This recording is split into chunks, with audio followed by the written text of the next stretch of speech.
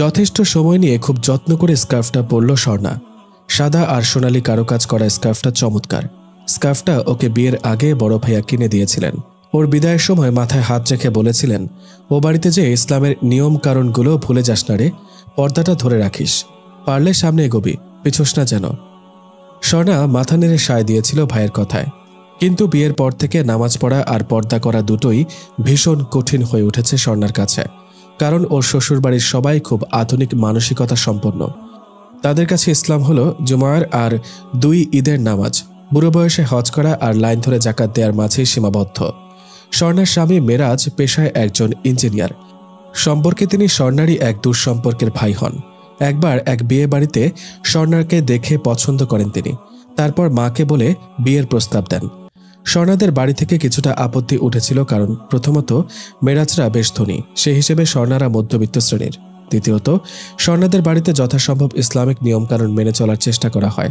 স্বর্ণার বাবা ছাড়া বাকিরা সবাই, যেমন স্বর্ণার মা, বড় ভাই, ভাবি, নামাজ রোজা পর্দার পাবন্দি করতে চেষ্টা করে। সেদিক দিয়ে মেরাজের পরিবার যথেষ্ট আধুনিক মনস্ক। এই 2 টানাপোড়েনের মধ্য দিয়ে দুনিয়াবি চাহিদারই জয় হলো। ভালো ঘর, ভালো বর পেলে কে হাতছাড়া করে? স্বর্ণার বাবা এমন সুপাত্র হাতছাড়া করতে মোটেও রাজি নন। বাবার আগ্রহ আর পীড়াপিড়িতে অবশেষে স্বর্ণাকেও রাজি হতে হলো। স্বর্ণার বিয়ে হয়েছে মাত্র মাসখানেক হয়েছে। এখনও নতুন বউ দেখতে আসা মেহমানের কমতি নেই। প্রতিদিনই কেউ না কেউ আসছে। আজ মেরাজের সব বন্ধু আর তাদের বউরা আসবে। যাবার আগে মেরাজ তাকে জড়িয়ে ধরে আদর করে তৈরি হতে বলে ড্রয়িং রুমে গেছে। স্বর্ণাও বলেছিল, ভাবিদের ভেতর পাঠিয়ে দিন, ওনাদের সাথে কথা বলি। ড্রয়িং রুমে সবার সামনে যেতে হবে কেন? মেরাজ ওকে ছেড়ে সোজা হয়ে দাঁড়ালো। আনকালচারদের মতো কথা বলো না তো। তারা আজ বাসায় আসবে নতুন বউ দেখতে, তোমার সাথে পরিচিত হতে, আর তুমি কিনা। স্বর্ণা বেশি কিছু বলার সাহস পায় না, কারণ মেরাজ তাকে প্রচণ্ড ভালোবাসে বললেও রেগে গেলে ওর হুঁশ থাকে না। বিয়ের কিছুদিন পর খুব সামান্য একটা কারণে মেরাজ হাতের কাছে থাকা কাচের গ্লাসটা ছুঁড়ে মেরে চুরমার করেছিল। স্বর্ণার শাশুড়ি সেদিন স্বর্ণাকে বলেছিল, শোন রে মা, আমার ছেলেটার রাগটা একটু বেশি, ওর সাথে কখনো তর্কে জড়াবি না, যা বলে চুপচাপ মেনে নিবি। অভিমানে স্বর্ণার চোখ ফেটে পানি বেরিয়েছিল সেদিন। সে আর কিছু বলেনি এ নিয়ে। পরে অবশ্য রাতে বাসায় ফিরে খুব হাত পা ধরে মাফ চেয়ে স্বর্ণার ভালোবাসা আদায় করে নিয়েছিল মেরাজ। স্বর্ণা তৈরি হয়ে ড্রেসিং টেবিলের সামনে নিজেকে বারবার ঘুরিয়ে ফিরিয়ে বিভিন্ন অ্যাঙ্গেলে দেখে নিচ্ছে যে তার সারা শরীর শালীনভাবে ঢাকা পড়েছে কিনা। সোনালি জামদানিতে স্বর্ণাকে অসম্ভব সুন্দর লাগছিল। ঠোঁটে ন্যাচারাল কালারের লিপস্টিক ছুঁয়েছে।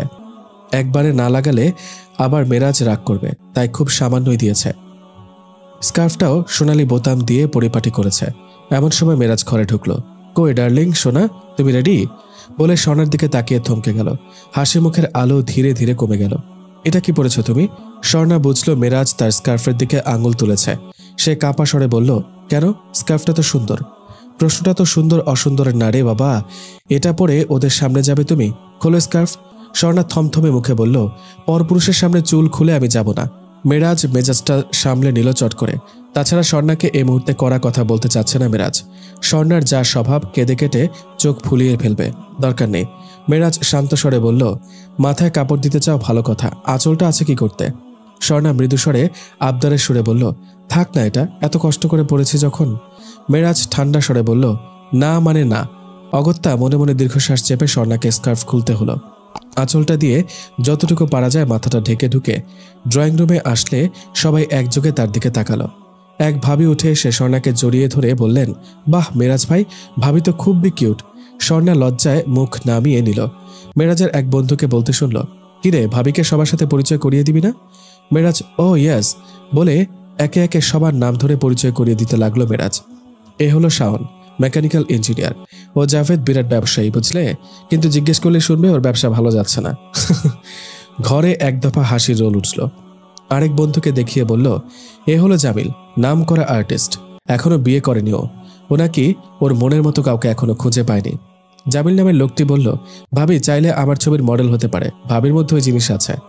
আরেক বন্ধু পেছন থেকে বলে উঠল, বেটা তোর নজর ভালো কর, পরের বউকে মডেল বানাবি কেন, নিজের বউ জোগাড় করে মডেল বানা। আরেক দফা হাসির রোল উঠল। স্বর্ণার মনে হলো ওর দম বন্ধ হয়ে আসছে।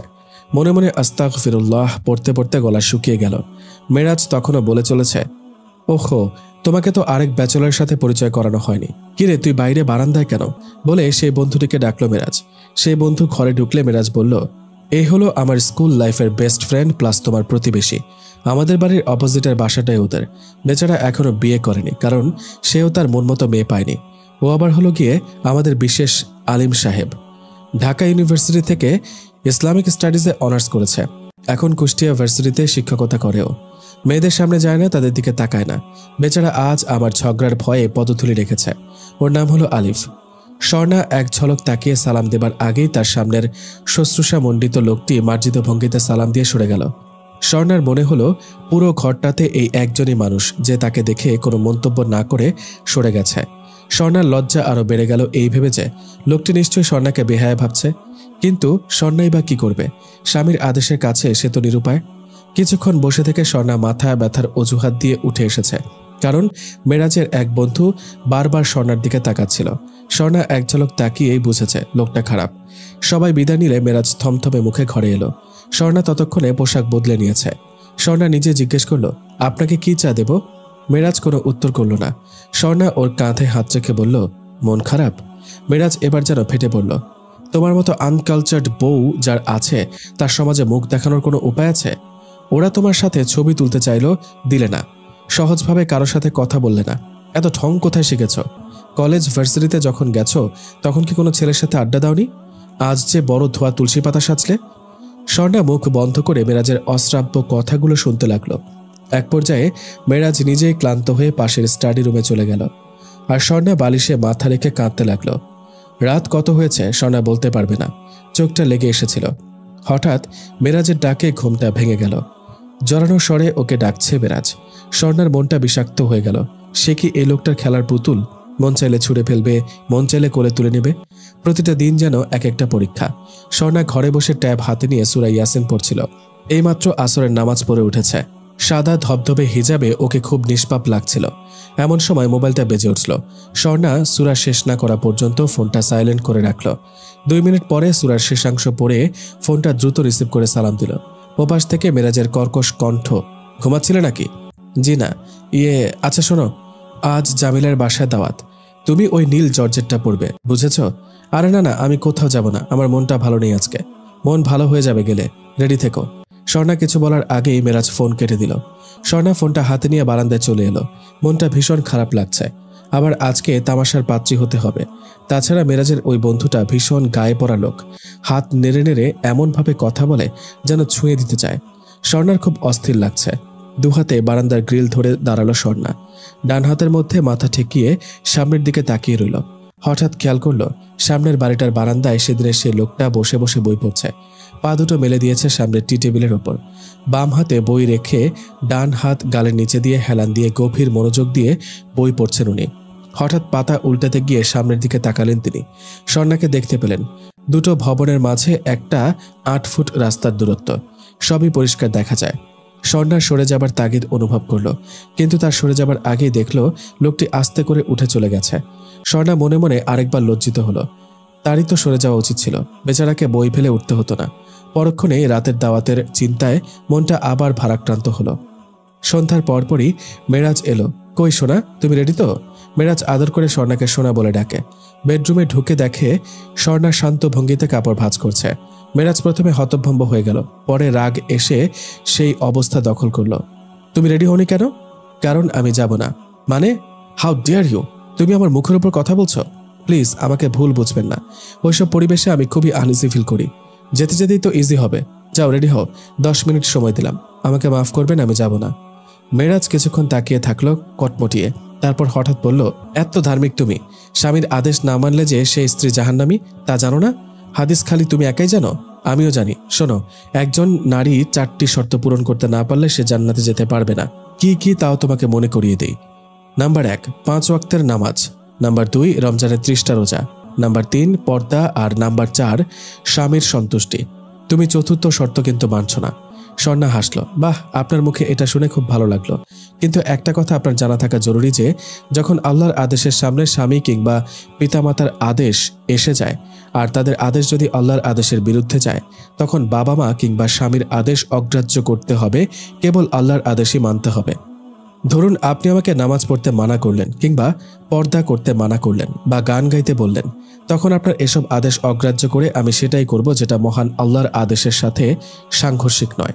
বাকি আপনার সব আদেশ আমার মাথার উপর। প্রচণ্ড রাগে মেরাজ হাতের মোবাইলটা আছড়ে ফেলল মাটিতে। তারপর প্রবল চিৎকারে স্বর্ণাকে বকাঝোকা করতে লাগলো। স্বর্ণা নির্বিকারে বসে রইল। একসময় বেরিয়ে গেল। গভীর রাতে ফিরল মেরাজ। স্বর্ণার সাথে কোনো কথা বলল না, এমনকি আজ বিছানাতেও সে নির্লিপ্ত। স্বর্ণা তার মান ভাঙাতে কাছে গেলে সে হাতের ইশারায় স্বর্ণাকে থামিয়ে দিয়ে বাম হাতে মোবাইলটা কানে ধরে বলল, হাই, কেমন আছো? আমি আমি এই তো মোটামুটি। কি? বউ? বউ আছে তো কি হয়েছে? অকাজের বউ, বুঝলে? তোমাদের মতো স্মার্ট না। কি বলছো? সুন্দর? হ্যাঁ, মাকাল ফল বলতে পারো। ইচ্ছে করে স্বর্ণাকে শুনিয়ে শুনিয়ে বলল মেরাজ। কথাবার্তার এ পর্যায়ে স্বর্ণা ফুঁপিয়ে কেঁদে বিছানা থেকে নেমে বারান্দায় চলে এলো। ওড়না চোখে চেপে ধরে কাঁদল খানিকক্ষণ। ভেবেছিল মেরাজ হয়তো ওকে এসে বারান্দা থেকে নিয়ে যাবে, কিন্তু এলো না। দিনকে দিন মেরাজের ব্যবহার উত্তপ্ত হতে থাকলো। আগে তো তবু একবেলা রাগ করলে পরের বেলাতে আদর করে কথা বলেছে, এখন তো বকাঝকা ছাড়া কথাই বলে না। স্বর্ণা বুঝতে পারছে ওর কথা মতো ফ্রি মিক্সিংয়ে অভ্যস্ত হতে না পারলে মেরাজ স্বর্ণার উপর রাগ করা কমাবে না। এর মধ্যে একদিন মেরাজের জন্মদিন উপলক্ষে সব বন্ধুর সাথে এবার কিছু বান্ধবীও এলো। স্বর্ণা মৃদুস্বরে বলতে চেষ্টা করলো, এটা বিজাতীয় কালচার, ইসলামে জন্মদিন পালন করা অনুচিত। মেরাজ বাঁকা চোখে তাকালো। তোমাকে জিজ্ঞেস করেছি? স্বর্ণা চুপ মেরে গেল। সে আজ আর ড্রয়িং রুমে গেল না, মেরাজও ডাকলো না। স্বর্ণা রান্নাঘর আর ডাইনিং টেবিলেই ব্যস্ত থাকলো, কারণ শাশুড়ি আম্মা ঢাকায় নেই, বোনের বাড়ি বেড়াতে গেছেন, তাই স্বর্ণাকেই সব সামলাতে হচ্ছে। হঠাৎ দেখলো মেরাজ একটা মেয়ের কাঁধে হাত রেখে তাকে বেডরুমে নিয়ে যাচ্ছে। স্বর্ণা বাকরুদ্ধ হয়ে গেল। এটা কিভাবে সম্ভব? সে মনের অজান্তেই দ্রুত বেডরুমে এলো। দেখলো দুজন খুব আড্ডা দিচ্ছে। মেরাজ মজা পেল স্বর্ণার জেলাসি দেখে। স্বর্ণা হঠাৎ মেয়েটার দিকে তাকিয়ে বলল, আপনি তো একজন বয়স্ক মেয়ে, আপনার কি এতটুকু কমন সেন্স নেই যে আরেকজনের স্বামীর সাথে তার বেডরুমে চলে এসেছেন? মেয়েটি থতমত খেয়ে গেল। আসলে ভাবি, আমি তো আসতে চাইনি, মেরাজই নিয়ে এলো। এসো বললে আপনি আসবেন? মেয়েটি হঠাৎ উঠে দাঁড়ালো। মেরাজ, এভাবে আমাকে ডেকে এনে অপমান করার মানে কি? মেরাজ নিজেও বুঝতে পারেনি যে স্বর্ণা এভাবে মীরার ওপর চড়াও হবে। সে স্বর্ণাকে কষে একটা ধমক দিল। স্বর্ণা কাঁদতে কাঁদতে রান্নাঘরে চলে যায়। সব মেহমান বিদায় নিলে মেরাজ স্বর্ণাকে ডাকে। স্বর্ণা তখনও রান্নাঘরে ব্যস্ত ছিল, তবু কাজ রেখে ছুটে আসে। জি? তুমি আমার গেস্টকে অপমান করলে কোন সাহসে? এতক্ষণ গেস্ট ছিল দেখে কিছু বলিনি। স্বর্ণা স্বাভাবিক সুরে বলল, আমি তাকে অপমান করিনি, বরং আপনি আমাকে স্ত্রী হিসেবে অপমান করেছেন আমার সামনে আপনি। এতটুকু কথার মাঝেই মেরাজ প্রচণ্ড চর কষিয়ে দিয়ে বলল, 100 বার আনবো, তোমার তাতে কি? ভালো না লাগে সোজা বেরিয়ে যাও, তোমার মতো মেয়েকে আমার দরকার নেই, গেট লস্ট। স্বর্ণা ভয়ে বিস্ময়ে চুপ মেরে গেল, কিন্তু মেরাজ উত্তপ্ত ভাবে কথা বলেই চলেছে। স্বর্ণা এক পর্যায়ে বলল, আপনার অসামাজিক কাজ করি না বলেই আজ আমি আপনার কাছে খারাপ হয়ে গেলাম? হ্যাঁ, অত কথা বুঝি না, তুমি কালই চলে যাবে। তোমার মতো মেয়ের সাথে আমার সংসার চলবে না। যে আমাকে পথে ঘাটে অপমান করবে, তুমি বেরিয়ে যাও। তোমার বাপ ভাইকে ফোন দাও, তারা এসে নিয়ে যাক, আপদ বিদায় হোক। আমার লাইফটা বরবাদ হয়ে গেছে তোমার জন্য। মেরাজ জানে স্বর্ণাকে ঘায়েল করার এটাই মোক্ষম অস্ত্র। স্বর্ণা কাঁদতে কাঁদতে চোখ ফুলিয়ে ফেলল। সারা রাত দু চোখের পাতা এক করতে পারল না। ওদিকে মেরাজ নাক ডাকিয়ে ঘুম। পরদিন সকালেও কথা না বলে নাস্তা না খেয়ে অফিসে যাবার জন্য বেরোতে নিলে স্বর্ণা মেরাজের পা জড়িয়ে ধরলে মেরাজ থেমে গেল। মেরাজের ঠোঁটের কোণে হাসি। স্বর্ণা কেঁদে কেঁদে বলল, আমাকে মাফ করে দিন, বেয়াদবি হলে মাফ চাই, তবু আপনি রাগ করে থাকবেন না প্লিজ। মেরাজ ওর দিকে তাকিয়ে বলল, তাহলে এখন থেকে যা বলবো সব শুনবে? শুধু পার্টিগুলোতে যেতে চাই না প্লিজ, ওটার জন্য আমাকে বাধ্য করবেন না। অনেক বাজে ঘটনা ঘটে ওসব জায়গায়। তাহলে ওসব জায়গা যখন খারাপ, তাহলে আমিও খারাপ। খারাপের সাথে থাকবে কেন? বাপের বাড়ি চলে যাও, অফিস থেকে এসে যেন তোমাকে আর না দেখি। বলে মেরাজ হন হন করে বেরিয়ে গেল। সে ভালো করে জানে স্বর্ণা কোনোদিনও যাবে না। সমাজ আর ধর্মের ভয় তার মনে প্রবল, সে যাবার সাহসই পাবে না। কিন্তু বিকেলে ফিরে যখন দেখলো স্বর্ণা সত্যি সত্যি চলে গেছে, তখন মেরাজ একটা ধাক্কা মতন খেল। বেডসাইড টেবিলে একটা নোট লিখে রেখে গেছে স্বর্ণা। মেরাজ তা খুলে দেখল, আপনার বেশরীয়তি শর্ত পূরণে অক্ষম, তাই চলে গেলাম, আমাকে ক্ষমা করবেন। মেরাজ চিঠিটা পড়ে ছিঁড়ে বাস্কেটে ফেলে দিল। সে ভালো করে জানে 2-3 দিনের মধ্যে বাপ নতুবা ভাই ঠিকই ঘাড় ধরে এনে দিয়ে যাবে। মেরাজ বন্ধু বান্ধবী বন্ধুদের বউদের নিয়ে নিজের আনন্দে বুঁদ হয়ে রইল। স্বর্ণা ঘন ঘন চোখ মুছছে। সামনে ভাইয়া, বাবা মা গম্ভীর মুখে বসে আছেন। ভাবি স্বর্ণার মাথায় হাত রেখে বলছেন, যত যাই হোক এভাবে না বলে চলে আসাটা তোর উচিত হয়নি রে স্বর্ণা। স্বর্ণা কোনো জবাব দিল না। বাবা হঠাৎ থমকে বলে উঠলেন, যা রেডি হ, চল আমি তোকে দিয়ে আসবো। ভাইয়া আপত্তি সুরে বলল, সব মানা যায় বাবা, এসব বেশরীয়তি কাজে তো সে তার স্ত্রীকে জবরদস্তি করতে পারে না। অত কথার দরকার নেই, বিয়ে হয়েছে, এখন এসব মেনেই ওকে থাকতে হবে। ভাইয়া কিছু বলতে গেলে স্বর্ণা বাধা দিয়ে বলে ওঠে, থাক ভাইয়া, আমি চলে যাব, কারণ এটাই আমার ভাগ্য। বলে স্বর্ণা উঠে চলে গেল। মা পুরোপুরি নির্বাক হয়ে বসে রইলেন। রাত প্রায় 10টা, এখনো মেরাজ বাড়ি ফেরেনি। স্বর্ণা কাজের লোকেদের ডেকে জিজ্ঞেস করল, সাহেব গত রাতে কখন ফিরেছেন? তারা জানালো দেরি করেই ফিরেছে। স্বর্ণা ভাত নিয়ে বসে থাকতে থাকতে টেবিলেই মাথা রেখে ঘুমিয়ে পড়েছে। হঠাৎ চোখে মুখে পানির বড় একটা ঝাপটা খেয়ে চমকে উঠে দেখল মেরাজ গ্লাস হাতে দাঁড়িয়ে আছে, তার মানে পানিটা ওই মেরেছিল। মেরাজ পানির গ্লাস রেখে হাত নেড়ে বলল, কি হলো, বাপের বাড়ি ঠাঁই হলো না, নাকি সম্পত্তি ছুটে যাবার ভয়ে তাড়াতাড়ি ফেরত পাঠিয়েছে? স্বর্ণা অনেক কথা সাজিয়ে রেখেছিল বলবে বলে, পণ করেছিল মেরাজ যাই বলুক রাগ করবে না। বেছে বেছে মেরাজের পছন্দের নীল শাড়িটা পরেছেও, সুন্দর করে সেজেছে, কিন্তু মেরাজ এমন সব কথা বলা শুরু করেছে যে স্বর্ণার বুকটা ফেটে যাচ্ছিল। মেরাজ তখনও বলে চলছে, তুমি তো কোনো কাজেরই না, না ঘরকা না খাটকা, আমার জন্য তুমি আনফিট, বুঝেছ? তোমাকে দিয়ে আমার চলবে না। বলে জড়ানো পায়ে বেডরুমে ঢুকে গেল মেরাজ। স্বর্ণার সন্দেহ হচ্ছে মেরাজ হয়তো ড্রাঙ্কড। সে ভীরু পায়ে ঘরে উকি দিল। মেরাজ বাইরের কাপড়ে বিছানায় গড়িয়ে পড়েছে। স্বর্ণা ওকে ঠেলে ঠুলে ঠিক করে দিল, পা থেকে জুতা মোজা খুলে দিল। তারপর শার্টের বোতামটা খুলে শার্টটা গা থেকে সরাতে যাবে, তখনই ওর পকেটে স্বর্ণার হাত বাজল। স্বামীর অগোচরে তার পকেটে হাত দেয়া মানা, তাই স্বর্ণা সংকোচ করছিল, কিন্তু কৌতূহলের কাছে সংকোচ পরাজিত হলো। কারণ স্বর্ণার হাতে ধারালো কিছুর খোঁচা লাগায় সে পকেটটা ঝাঁকে দিতেই ছোট্ট ছোট কানের দুটো ঝুমকা বেরিয়ে এলো। স্বর্ণা হাতের তালুতে এগুলো নিয়ে চরম বিস্ময়ের সাথে তাকিয়ে রইল। মনে নানান চিন্তা উঁকি দিতে লাগলো।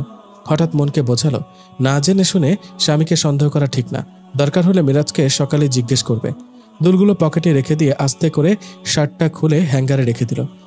পরদিন নাস্তার টেবিলে স্বর্ণা খুব যত্ন করে মেরাজের পছন্দের আলু পরোটা বানালো মাংসের ঝুড়ি দিয়ে। মেরাজ নিঃশব্দে খেলো, কিছু বলল না। স্বর্ণা কিছুক্ষণ ইতস্তত করে বলল, আপনার গতকালের শার্টটা ময়লা ছিল, ওটা ধুতে দিয়ে দিই। মেরাজ পানি খেয়ে বলল, পকেট খালি করার সময় দেখো ওতে একজোড়া দুল আছে, আমার পার্সের কাছে রেখে দিও, যাবার সময় নিয়ে যাব। স্বর্ণার বুকের ভেতর মোচড় দিয়ে উঠল। মেরাজ দুলের কথা অকপটে বলছে, তার মানে ওটা হয়তো মেরাজ কিনেছে, বা স্বর্ণার ভাবনায় ছেদ পড়ল মেরাজের কথায়। দুলটা কার জানতে চাইল না? বলেন। স্বর্ণা স্বাভাবিকভাবে জানতে চাইল, ওটা জেসমিনের, চিনেছ? স্বর্ণার মুখে কালো মেঘের ঘনঘটা, আর সেটা দেখে মেরাজের ঠোঁটে বাঁকা চাঁদের হাসি। ঘাইটা জায়গা মতো পড়েছে। বলল, এখন প্রশ্ন করতে পারো, জেসমিনের দুল আমার পকেটে কেন? না, জিজ্ঞেস করে কি হবে? স্বর্ণার দীর্ঘ শ্বাস ফেলে উঠে গেল। মেরাজ হাসি মুখে সেদিকে তাকিয়ে রইল। আজ বৃহস্পতিবার। এই দিনটিতে মেরাজ অফিস সেরে বন্ধুদের সাথে আড্ডা দেয়। সে উদ্দেশ্যে আজও জেসমিনের বাসায় রওনা হলো। জেসমিন একটা পার্লার চালায়, বিয়ে হয়েছিল কিন্তু টেকেনি, এখন একাই থাকে। জেসমিন ওর সাথে আরো অনেককে দাওয়াত করেছে। আজ নাকি ওর জন্মদিন। এক বন্ধু টিপ্পনি কেটে বলল, বছরে তোর কয়টা জন্মদিন হয় রে? সবাই হা হা করে হেসে উঠল। জেসমিন মেরাজকে ভেতরের ঘরে নিয়ে বসালো। মেরাজের জন্য এই বাড়তি খাতির সবাই জানে। এটা বন্ধু মহলে এখন ওপেন সিক্রেট, কারণ মেরাজ নারী ঘাসা আর জেসমিন টাকার পূজারী। তার লোভ মেরাজের সম্পত্তির দিকে। জেসমিন মেরাজের সাথে ঘনিষ্ঠ হয়ে বসে হাত পাতল। দাও, আমার জন্মদিনের গিফট দাও। মেরাজ হেসে পকেট থেকে দুলজোড়া বের করে দিল। বলল, 1.5 ভরি আছে এতে। জেসমিনের অন্তটা নেচে উঠল, কিন্তু আবেগ দমন করে বলল, এসব ছেলে ভোলানো গিফটে আমি খুশি নই। আমাকে কবে ঘরে নিচ্ছ সেটা বলো। তুমি যখন যেতে চাও তখনই। মেরাজ দুষ্টু হেসে বলল। জেসমিন ওর বুকে কিল মেরে বলল, ঠাট্টা ছাড়ো, তোমার তুলতুলে বউ নাকি আবার ফিরে এসেছে। ওর জায়গায় ও, তোমার জায়গায় তুমি। ও এসেছে তাতে তোমার তো কোনো সমস্যা নেই। জেসমিন গম্ভীর হলো, না মেরাজ, আমাকে পেতে হলে ওকে ছাড়তে হবে। মেরাজ কিছু বলতে নিল, কিন্তু জেসমিন ওর ঠোঁট তর্জনী দিয়ে বন্ধ করে দিল। মেরাজ আর কিছু বলার শক্তি পেল না। স্বর্ণা চায়ের কাপটা দিয়ে মেরাজের সামনে বসলো। মেরাজ ওকে এক নজর দেখে নিয়ে বলল, তোমাকে একটা কথা বলার ছিল। জি বলুন। আমি জেসমিনকে বিয়ে করব বলে সিদ্ধান্ত নিয়েছি। বলে মেরাজ চায়ে চুমুক দিল। স্বর্ণার বুক ধক করে উঠল। কাপা স্বরে বলল, আমার কোনো দোষ হলে বলুন, শুধরে নেব। তোমাকে বলে তো লাভ নেই। পারবে টি শার্ট জিন্স পরে কাল আমার সাথে নবিহারে যেতে? পারবে না। ওখানে সব বন্ধুর বউয়েরা কত স্মার্ট, তারা সব ধরনের পরিবেশে ফিট। স্বামীর উপযুক্ত সঙ্গী, স্বামীর মন বোঝে, সেভাবে চলে। তোমার মতো সেকেলে মাইন্ডের না। জেসমিন তেমনই একটা মেয়ে, যেমন স্মার্ট তেমনই ইউনিক। এ পর্যন্ত বলে মেরাজ থামল। স্বর্ণা মৃদুস্বরে বলল, তাহলে আমি কি করব? তুমি তোমার মতো থাকবে। জেসমিন অবশ্য তোমাকে ত্যাগ করার শর্ত রেখেছে, কিন্তু আমি ওকে বোঝাবো যে তুমি তোমার মতো থাকবে, ওর কোনো সমস্যা হবে না। স্বর্ণা ভেজা চোখে তাকালো। তার মানে আমাকে থাকতে বলছেন আপনি? হ্যাঁ, সমস্যা কি? আমার প্রতি এই দয়ার কারণ? আমি তো আপনার ভালোবাসার পাত্রী হতে পারিনি। ভালোবাসাটা সে কিছু বুঝি না। মাঝে মধ্যে তো স্বাদ বদলাতেও ইচ্ছে করে, তাই তো? তাই থাকো। স্বর্ণার গা রেডি করে উঠল, কিছু বলতে যাবে তখনই দরজার পাশ থেকে বড় ভাইয়ার কণ্ঠ। স্বর্ণালী! শুনে চমকে উঠল স্বর্ণা। একমাত্র ভাইয়াই ওকে পুরো নামে ডাকে। সে তাকিয়ে দেখল ভাইয়া ভাবি দুজনেই মিষ্টির প্যাকেট হাতে নিয়ে দাঁড়িয়ে আছে। স্বর্ণা দৌড়ে গিয়ে ওদের হাত থেকে প্যাকেট নিয়ে বলল, আরে ভাইয়া, ভেতরে এসো। ভাইয়া ভাবি দুজনেই গম্ভীর। স্বর্ণা ভাবছে ভাইয়া সব শুনে ফেলল নাকি। মেরাজ সালাম টালাম কিছু না দিয়ে উঠে চলে যাচ্ছিল। হঠাৎ ভাইয়া তাকে পেছন থেকে ডাকল, মেরাজ শোনো। মেরাজ তাকালো। বলেন। তুমি একটু আগে যা বলেছিলে তা কি সত্যি? সবাই চুপ হয়ে রইল। স্বর্ণা ভাইয়াকে থামাতে তার কাঁধে হাত রাখতেই ভাইয়া ওকে হাত দেখিয়ে থামতে বললেন। মেরাজ শান্ত স্বরে বলল, হ্যাঁ সত্যি। কোনো সমস্যা? আমার বোনের দোষটা কি বলবে? কেন তুমি ওকে কষ্ট দিচ্ছ? মেরাজ কাউকে জমা খরচ দেয় না। মন চাইলে বোনকে নিয়ে যেতে পারেন। এমনিতেও সে এখানে কষ্টেই আছে। স্বর্ণা ভাইয়া বলে থামাতে গেলে ভাইয়া ওর দিকে তাকিয়ে বলল, তৈরি হয়ে আয়, তুই আমার সাথে যাবি। যেখানে তোর ন্যূনতম স্ত্রীর মর্যাদা নেই সেখানে তোকে আমি ফেলে রাখতে পারবো না। ওকে ফাইন, স্বাচ্ছন্দ্যে নিয়ে যান। দুদিন পর আবার দিয়ে যাবেন না যেন। বলে মেরাজ ভেতরে চলে গেলে স্বর্ণা দিশেহারার মতো এদিক সেদিক তাকিয়ে ডাকলো, মেরাজ শুনুন। ভাইয়া ধরা গলায় বলল, তুই রেডি হ, এই নরকে আর এক মুহূর্ত না। বারবার পেছনে ফিরে দেখতে দেখতে চোখের পানি নিয়ে বেরিয়ে এলো স্বর্ণা। সব শুনে বাবা এবার আর কোনো মন্তব্য করলেন না। মা কেবল বললেন, ওকে এভাবে নিয়ে এলি, এভাবে কি ওর জীবন কাটবে? ভাইয়া দীর্ঘশ্বাস ফেলে বলল, আল্লাহ একটা ব্যবস্থা নিশ্চয়ই করবে। দুদিন পরেই মেরাজের পক্ষ থেকে ডিভোর্স লেটার এলো। স্বর্ণা সেটা হাতে নিয়ে সারাদিন পাগলের মতো কাঁদল। ভাইয়া দুশ্চিন্তায় পড়লেন। কয়েক মাস কেটে গেল। স্বর্ণার চোখের নিচে কালি পড়ে গেছে। সারাদিন রাত নামাজেই কান্না করে ও। ওকে এমন দেখতে ভাইয়ার আর সহ্য হতে চায় না। কিন্তু কি করবে? সেরকম কোনো ভালো ছেলেও পাচ্ছে না যে নতুন করে বোনটাকে তার হাতে তুলে দেবে। এরই মধ্যে একদিন ভাবি ভাইয়াকে ফিসফিসিয়ে একটা ছেলের কথা বললেন। ভাইয়া সব শুনে বলল, ওরা এসে স্বর্ণাকে দেখে যাক। ছেলের মা আসবে, তার পছন্দেই ছেলে বিয়ে করবে। সেদিন ভাবি জোর করে স্বর্ণাকে নতুন থ্রি পিসটা পরিয়ে হালকা সাজিয়ে দিলেন। পাত্রের মা এসে স্বর্ণাকে ভালোভাবে দেখলেন, তারপর জানালেন মেয়ে তার পছন্দ হয়েছে। স্বর্ণাদের বাড়িতে আনন্দের ধুম পড়ে গেল। কেবল স্বর্ণার মুখটাই বলেন। স্থির হলো কোনো ঝামেলায় না গিয়ে সরাসরি বিয়ে করিয়ে সেদিনই মেয়ে নিয়ে যাবে ওরা। ছেলের মা বললেন, যে বিয়েতে খরচ কম হবে সে বিয়েতে বরকত বেশি হবে। স্বর্ণাদের পরিবার যেন আকাশের চাঁদ হাতে পেল। বিয়ের দিন ছেলের মা জানালেন তার ছেলে বিয়ের আসরে 1.5 মোহরানা শোধ করবে। স্বর্ণা কিছুটা অবাক হলো।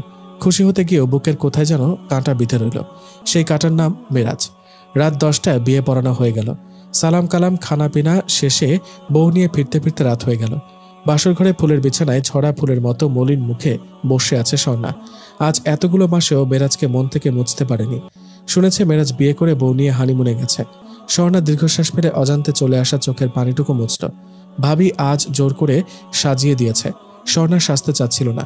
ভাবি ধমকে বলেছে, পেছনের কথা ভেবে নিজের আগামীটাকে নষ্ট করিস না স্বর্ণ।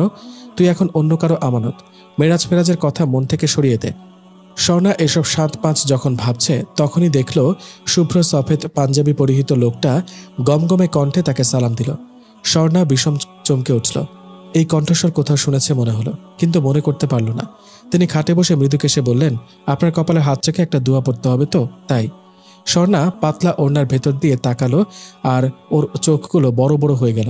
আরে এ তো সেই লোক, ওর বিয়ের পরপর মেরাজের আমন্ত্রণে ওদের বাসায় এসেছিল। কি যেন নাম? লোকটি আস্তে করে ঘোমটা সরিয়ে কপালে হাত রাখতে গিয়ে চমকে উঠে বলল, আপনি? স্বর্ণা লজ্জায় কষ্টে কেঁদে ফেলল।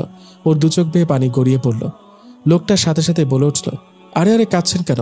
আমি ওসব ভেবে বলিনি। অবাক হয়েছে কারণ আমি জানতাম না যে আপনি আমার মায়ের পছন্দের পাত্রী। মা পছন্দ করেছেন এটাই আমার জন্য আদেশ। আম্মা বারবার বলছিলেন কোণে দেখার জন্য, সময় করে উঠতে পারিনি। স্বর্ণা চুপ করে বসে রইল। লোকটা তার কপালে আলতো হাত রেখে মৃদু স্বরে দোয়া পড়ে উঠে দাঁড়ালো। ঘাবড়ানোর কিছু নেই, আমি আপনাকে বিরক্ত করতে আসিনি, কারণ জানি আজ আপনি সহজ হতে পারবেন না।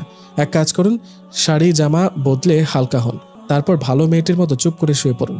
স্বর্ণা তাকালো, আর আপনি চাইলে আমি অন্যত্র ব্যবস্থা করে নিতে পারি, অথবা খাটেও শুতে পারি। তবে আপনি নিশ্চিন্তে থাকতে পারেন, আপনার কষ্ট হয় এমন কিছু ঘটবে না, আই প্রমিস।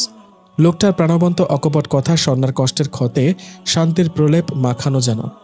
স্বর্ণা আলতো করে চোখ মুছে বলল, না, খাটেই থাকুন। আপনাকে এদিক সেদিক দেখলে আপনার বাসার লোকেরা কি বলবে? লোক বলতে তো এক আম্মা আর আমরা দুজন। নিন শুয়ে পড়ুন, ফজরের সময় কিন্তু ডেকে দেব। লোকটির এ কথায় এবার স্বর্ণার মেঘলা আকাশে এক চিলতে রোদ দেখা দিল। মৃদু হেসে মাথা নাড়ল। তাহলে তো খুবই ভালো হয়। লোকটা নিজের পাঞ্জাবি হ্যাঙ্গারে ঝুলিয়ে হাতে একটা বই নিয়ে খাটে হেলান দিয়ে বসল। স্বর্ণা অবাক হয়ে তাকিয়ে বলল, বই পড়বেন এখন? কিন্তু আপনার সমস্যা হবে না? এখানে বেডসাইড ল্যাম্প আছে, আপনি লাইট নিভিয়ে দিতে পারেন। স্বর্ণা বিছানা থেকে নামতে গিয়ে হঠাৎ মনে পড়ল, এই বারান্দা থেকে তো মেরাজের ঘর দেখা যায়। স্বর্ণা ভাবনায় পড়ল, এখান থেকে তো মেরাজকে দেখা যাবে, কি করে সহ্য করবে ও? চেহারায় পানির ঝাপটা খেয়ে ধর্মড়িয়ে উঠে বসল স্বর্ণা। খুব ভয় পেয়ে গেছে ও। উঠে বসে সামনে তাকিয়ে দেখে আলিফ হাসি মুখে ওর দিকে তাকিয়ে আছে। স্বর্ণাকে ওভাবে হাঁপাতে দেখে ওর মুখ থেকে হাসি মুছে গেল। কি হয়েছে, ভয়ের স্বপ্ন দেখেছেন? স্বর্ণা চোখ বন্ধ করে মাথা নাড়ল, ডান হাত দিয়ে চুলগুলো খামচে ধরল। আলিফ নরম সুরে বলল, সরি, এভাবে ভয় পেয়ে যাবেন ভাবিনি। আমি তো কেবল সুন্নত পালনের নিয়তে অল্প পানির ছিটা দিয়েছি, কারণ স্বামী স্ত্রীকে নামাজের জন্য এভাবে জাগানোর কথা হাদিসে বলা আছে। স্বর্ণা জোর করে মুখে হাসি টেনে বলল, না, ভালো করেছেন, বলে খাট থেকে নেমে পড়ল। ওর মেরাজের গ্লাস ভর্তি পানি মুখে ছুঁড়ে মারার কথাটা মনে পড়ে গেছে। অজু সেরে বেরিয়ে দেখল আলিফ ওর জন্য অপেক্ষা করছে। স্বর্ণাকে দেখে বলল, আসুন, আজ আপনাকে নিয়ে নামাজ পড়ি, অন্যান্য দিন তো মসজিদেই চলে যায়। স্বর্ণা আলিফের পেছনে নামাজে দাঁড়ালো। আলিফের তেলাওয়াত শুনে স্বর্ণা মুগ্ধ হয়ে গেল। নামাজ শেষে আলিফ কোনো কথা না বলে কোরআন নিয়ে বসে গেল। ওর দেখা দেখি স্বর্ণাও বসল। জীবনে এমন পরিবেশ পাবে তা কখনো কল্পনাও করেনি। মেরাজ তো এ সময়ে, যাক, ওর কথা এ সময় না ভাবাই ভালো। আলিফের কলেজ বন্ধ থাকায় ও বাড়িতেই সারাক্ষণ। তবে ওর বই পড়ার নেশা খুব বেশি, বিভিন্ন ধরনের বই ওর কালেকশনে। স্বর্ণা অবসর সময়ে ওর সেলফের সামনে দাঁড়িয়ে বইগুলোর নাম পড়ছিল। একেবারে ওপরের তাকে সমরেশ মজুমদার সুনীলের বইও আছে। এক কোণে দস্যু বন হুরের কালেকশনও আছে। স্বর্ণা আপন মনে হেসে ফেলল, মনে মনে বলল, বেশ চৌকস লোক তো। স্বর্ণা নিজেও একসময় সেরা রোমান্টিক দস্যু বনহুরের বইয়ের খুব ভক্ত ছিল। সমরেশও পড়েছে কিছু। স্বর্ণা চারদিকে তাকিয়ে ছোট টুল টেবিল খুঁজল। একটা খাড়া টুল পেয়ে তাতে সাবধানে উঠে দাঁড়ালো। অনেকদিন পর নিজের পছন্দের বইগুলো হাতের কাছে পেয়ে খুব ভালো লাগছে। কিন্তু বইয়ের হাত দিতেই পেছন থেকে আলিফের ধমক শুনল, এ কি, আপনি এটার উপর দাঁড়িয়েছেন কেন? হঠাৎ আকস্মিক ডাক শুনে স্বর্ণা হকচকিয়ে গেল। ওদিকে টুলটাও নড়ে ওঠায় ব্যালেন্স হারিয়ে ফেলে সোজা মাটিতে। না, মাটিতে পড়ার আগেই আলিফ প্রায় লুফে নিয়েছে ওকে। সোজা করে দাঁড় করিয়ে দিয়ে আলিফ বলল, এই টুলটা তো ভাঙা, না ধরলে তো পড়ে ব্যথা পেতেন। আপনি ওভাবে না ডাকলে তো আমি পড়তাম না, আপনি তো জোরে ডাকলেন। স্বর্ণা এখনও কাঁপছে। হঠাৎ ওভাবে পড়ে যাওয়ায় লজ্জাও পেয়েছে কিছুটা। আরে, আমি আবার কি করলাম? আলিফ হাসল, তারপর বলল, যাক, কোথাও লাগেনি তো? স্বর্ণা মাথা নাড়ল। আলিফ ফের বলল, কোন বই নামাবেন আমাকে বলুন, আমি নামিয়ে দিচ্ছি। স্বর্ণা আঙুল দিয়ে দেখিয়ে দিল, ওই যে ওটা। আলিফ ওর মাথার সাথে নিজের মাথা ঠেকিয়ে উপরের দিকে তাকালো। কোনটা? লজ্জা পেয়ে স্বর্ণা সরে যেতে নিলে আলিফ হঠাৎ নিচু হয়ে ওকে উঁচু করে ধরে বলল, নিন, নামান, কোনটা নামাবেন? হঠাৎ আলিফের এই আচরণে স্বর্ণা ভীষণ চমকে চিৎকার দিল ভয় পেয়ে, ইয়া আল্লাহ, নামান, আমাকে, পড়ে যাব, নামান প্লিজ।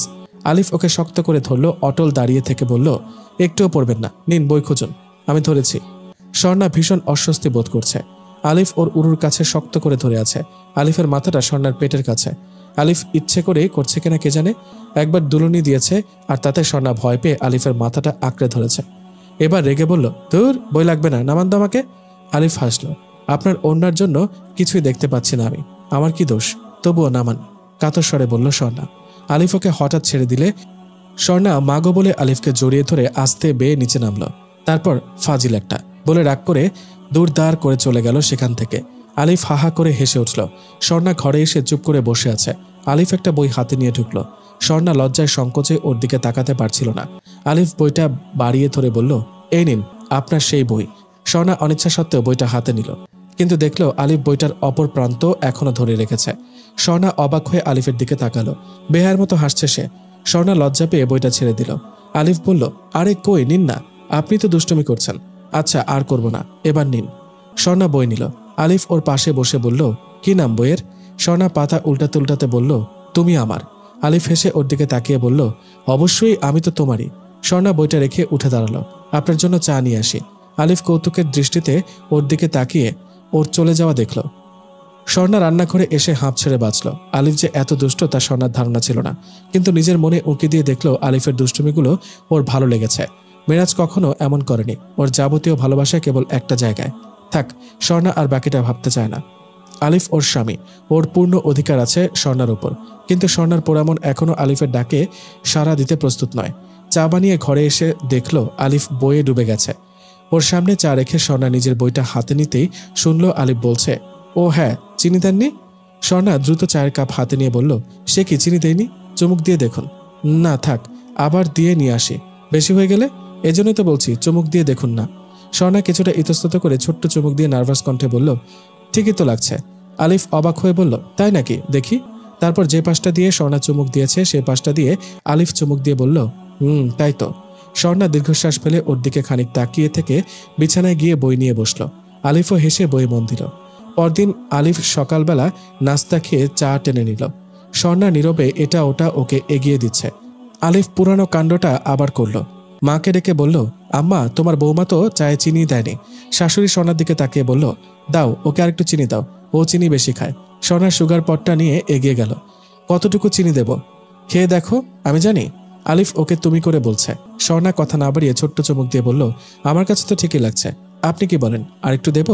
আলিফ চায়ের কাপ টেনে নিয়ে চুমুক দিয়ে বলল, আমার কাছেও ঠিকই লাগছে বলে স্বর্ণার দিকে তাকিয়ে মুচকে হাসল। স্বর্ণার বুকের ভেতরে সে হাসি কাঁপন তুলল। রাতে শুতে গিয়ে স্বর্ণা নানান কথা ভাবছিল। আলিফের আচরণ একজন বিশ্বস্ত বন্ধুর মতো, দুষ্টুমি করলেও সীমা ছাড়ায়নি। কিন্তু স্বর্ণা নিজে এখনও সহজ হতে পারছে না। আলিফ যদি বিশেষ কিছু দাবি নিয়ে আসে তাহলে সময় চাইবে স্বর্ণা। এমন সময় আলিফকে ঘরে ঢুকতে দেখে স্বর্ণা ঘুমিয়ে পড়ার ভান করে মুখ গুজে এলো। হার্ট এত জোরে জোরে বিট করছে ওর, মনে হচ্ছে আলিফ শুনতে পাবে। কেবলই মনে হচ্ছে এই বোধহয় আলিফ ওকে ডেকে তুলল, যেমনটি মেরাজ করত। কিন্তু হঠাৎ যখন নিজের গায়ে ভারী কাপড় অনুভব করলো তখন বুঝলো ওর গায়ে চাদর দিয়ে ঢেকে দেওয়া হয়েছে। মিনিট 5 পরে আস্তে চোখ খুলে দেখলো আলিফ একমনে বই পড়ছে। স্বর্ণার মনটা প্রশান্তিতে ছেয়ে গেছে। দেশে ফিরে গ্র্যান্ড পার্টি দিল মেরাজ। সব বন্ধুদের তাদের পরিবার সহ দাওয়াত দিল। আলিফের বাসায় এসেছে দাওয়াত দিতে। বেল বাজলে আলিফই দরজাটা খুলে দিল। স্বর্ণা ডাইনিং স্পেসে দাঁড়িয়েছিল। হঠাৎ মেরাজকে দেখতে পেয়ে দেওয়ালের সাথে সেঁটে গেল। ভয়ে ওর কণ্ঠনালী শুকিয়ে গেছে। আড়ালে দাঁড়িয়েই স্বর্ণা শুনতে পেল মেরাজ বলছে, তুই তো শালা বিয়ে করে ফেললি হুট করে, খবরও দিলি না। আলিফ হাসল, কিভাবে খবর দেব, তুই তো দেশে ছিলি না। হ্যাঁ তা অবশ্য ঠিক, তোর নতুন ভাবির সাথে এসে পরিচিত হয়ে যাস, ভালো লাগবে। আলিফ কোনো মন্তব্য করল না। মেরাজ দাঁড়িয়ে গেল। আজ উঠিরে যাস কিন্তু, ভাবিকে নিয়ে যাস। ও আসলে ও ধরনের প্রোগ্রামে কমফর্ট ফিল করে না। ও আচ্ছা, পারলে তুই যাস, গেলাম। ভাবিকে আমার সালাম শুভেচ্ছা দুটোই রইল। মেরাজ চলে যাবার পর গেট আটকে আলিফ ভেতরের দিকে তাকালো। একটু আগে স্বর্ণাকে ডাইনিংয়ে দেখেছিল, এখন নেই। স্বর্ণা দৌড়ে নিজের ঘরে এসে হু হু করে কেঁদে ফেলল। দুহাতে মুখ চেপে কাঁদতে লাগলো। কেন কাঁদছে ও নিজেও জানে না। এমন সময় আলিফের পায়ের শব্দ শুনে দ্রুত চোখ মুছে স্বাভাবিক হবার চেষ্টা করলো। আলিফ ড্রেসিং টেবিলের ড্রয়ার খুলে হাতের ঘড়িটা খুলে রাখছে ঠিকই, কিন্তু ওর চোখ ড্রেসিং টেবিলের আয়না দিয়ে স্বর্ণাকে পর্যবেক্ষণ করছে। স্বর্ণা স্বাভাবিক ভঙ্গিতে বইয়ের পাতা উল্টাচ্ছে। আলিফ ওর এই স্বাভাবিক হবার অভিনয়ে ম্লান হাসল। তারপর স্বর্ণার সামনে গিয়ে বসল। স্বর্ণা ওকে এভাবে বসতে দেখে নড়ে চড়ে বসল।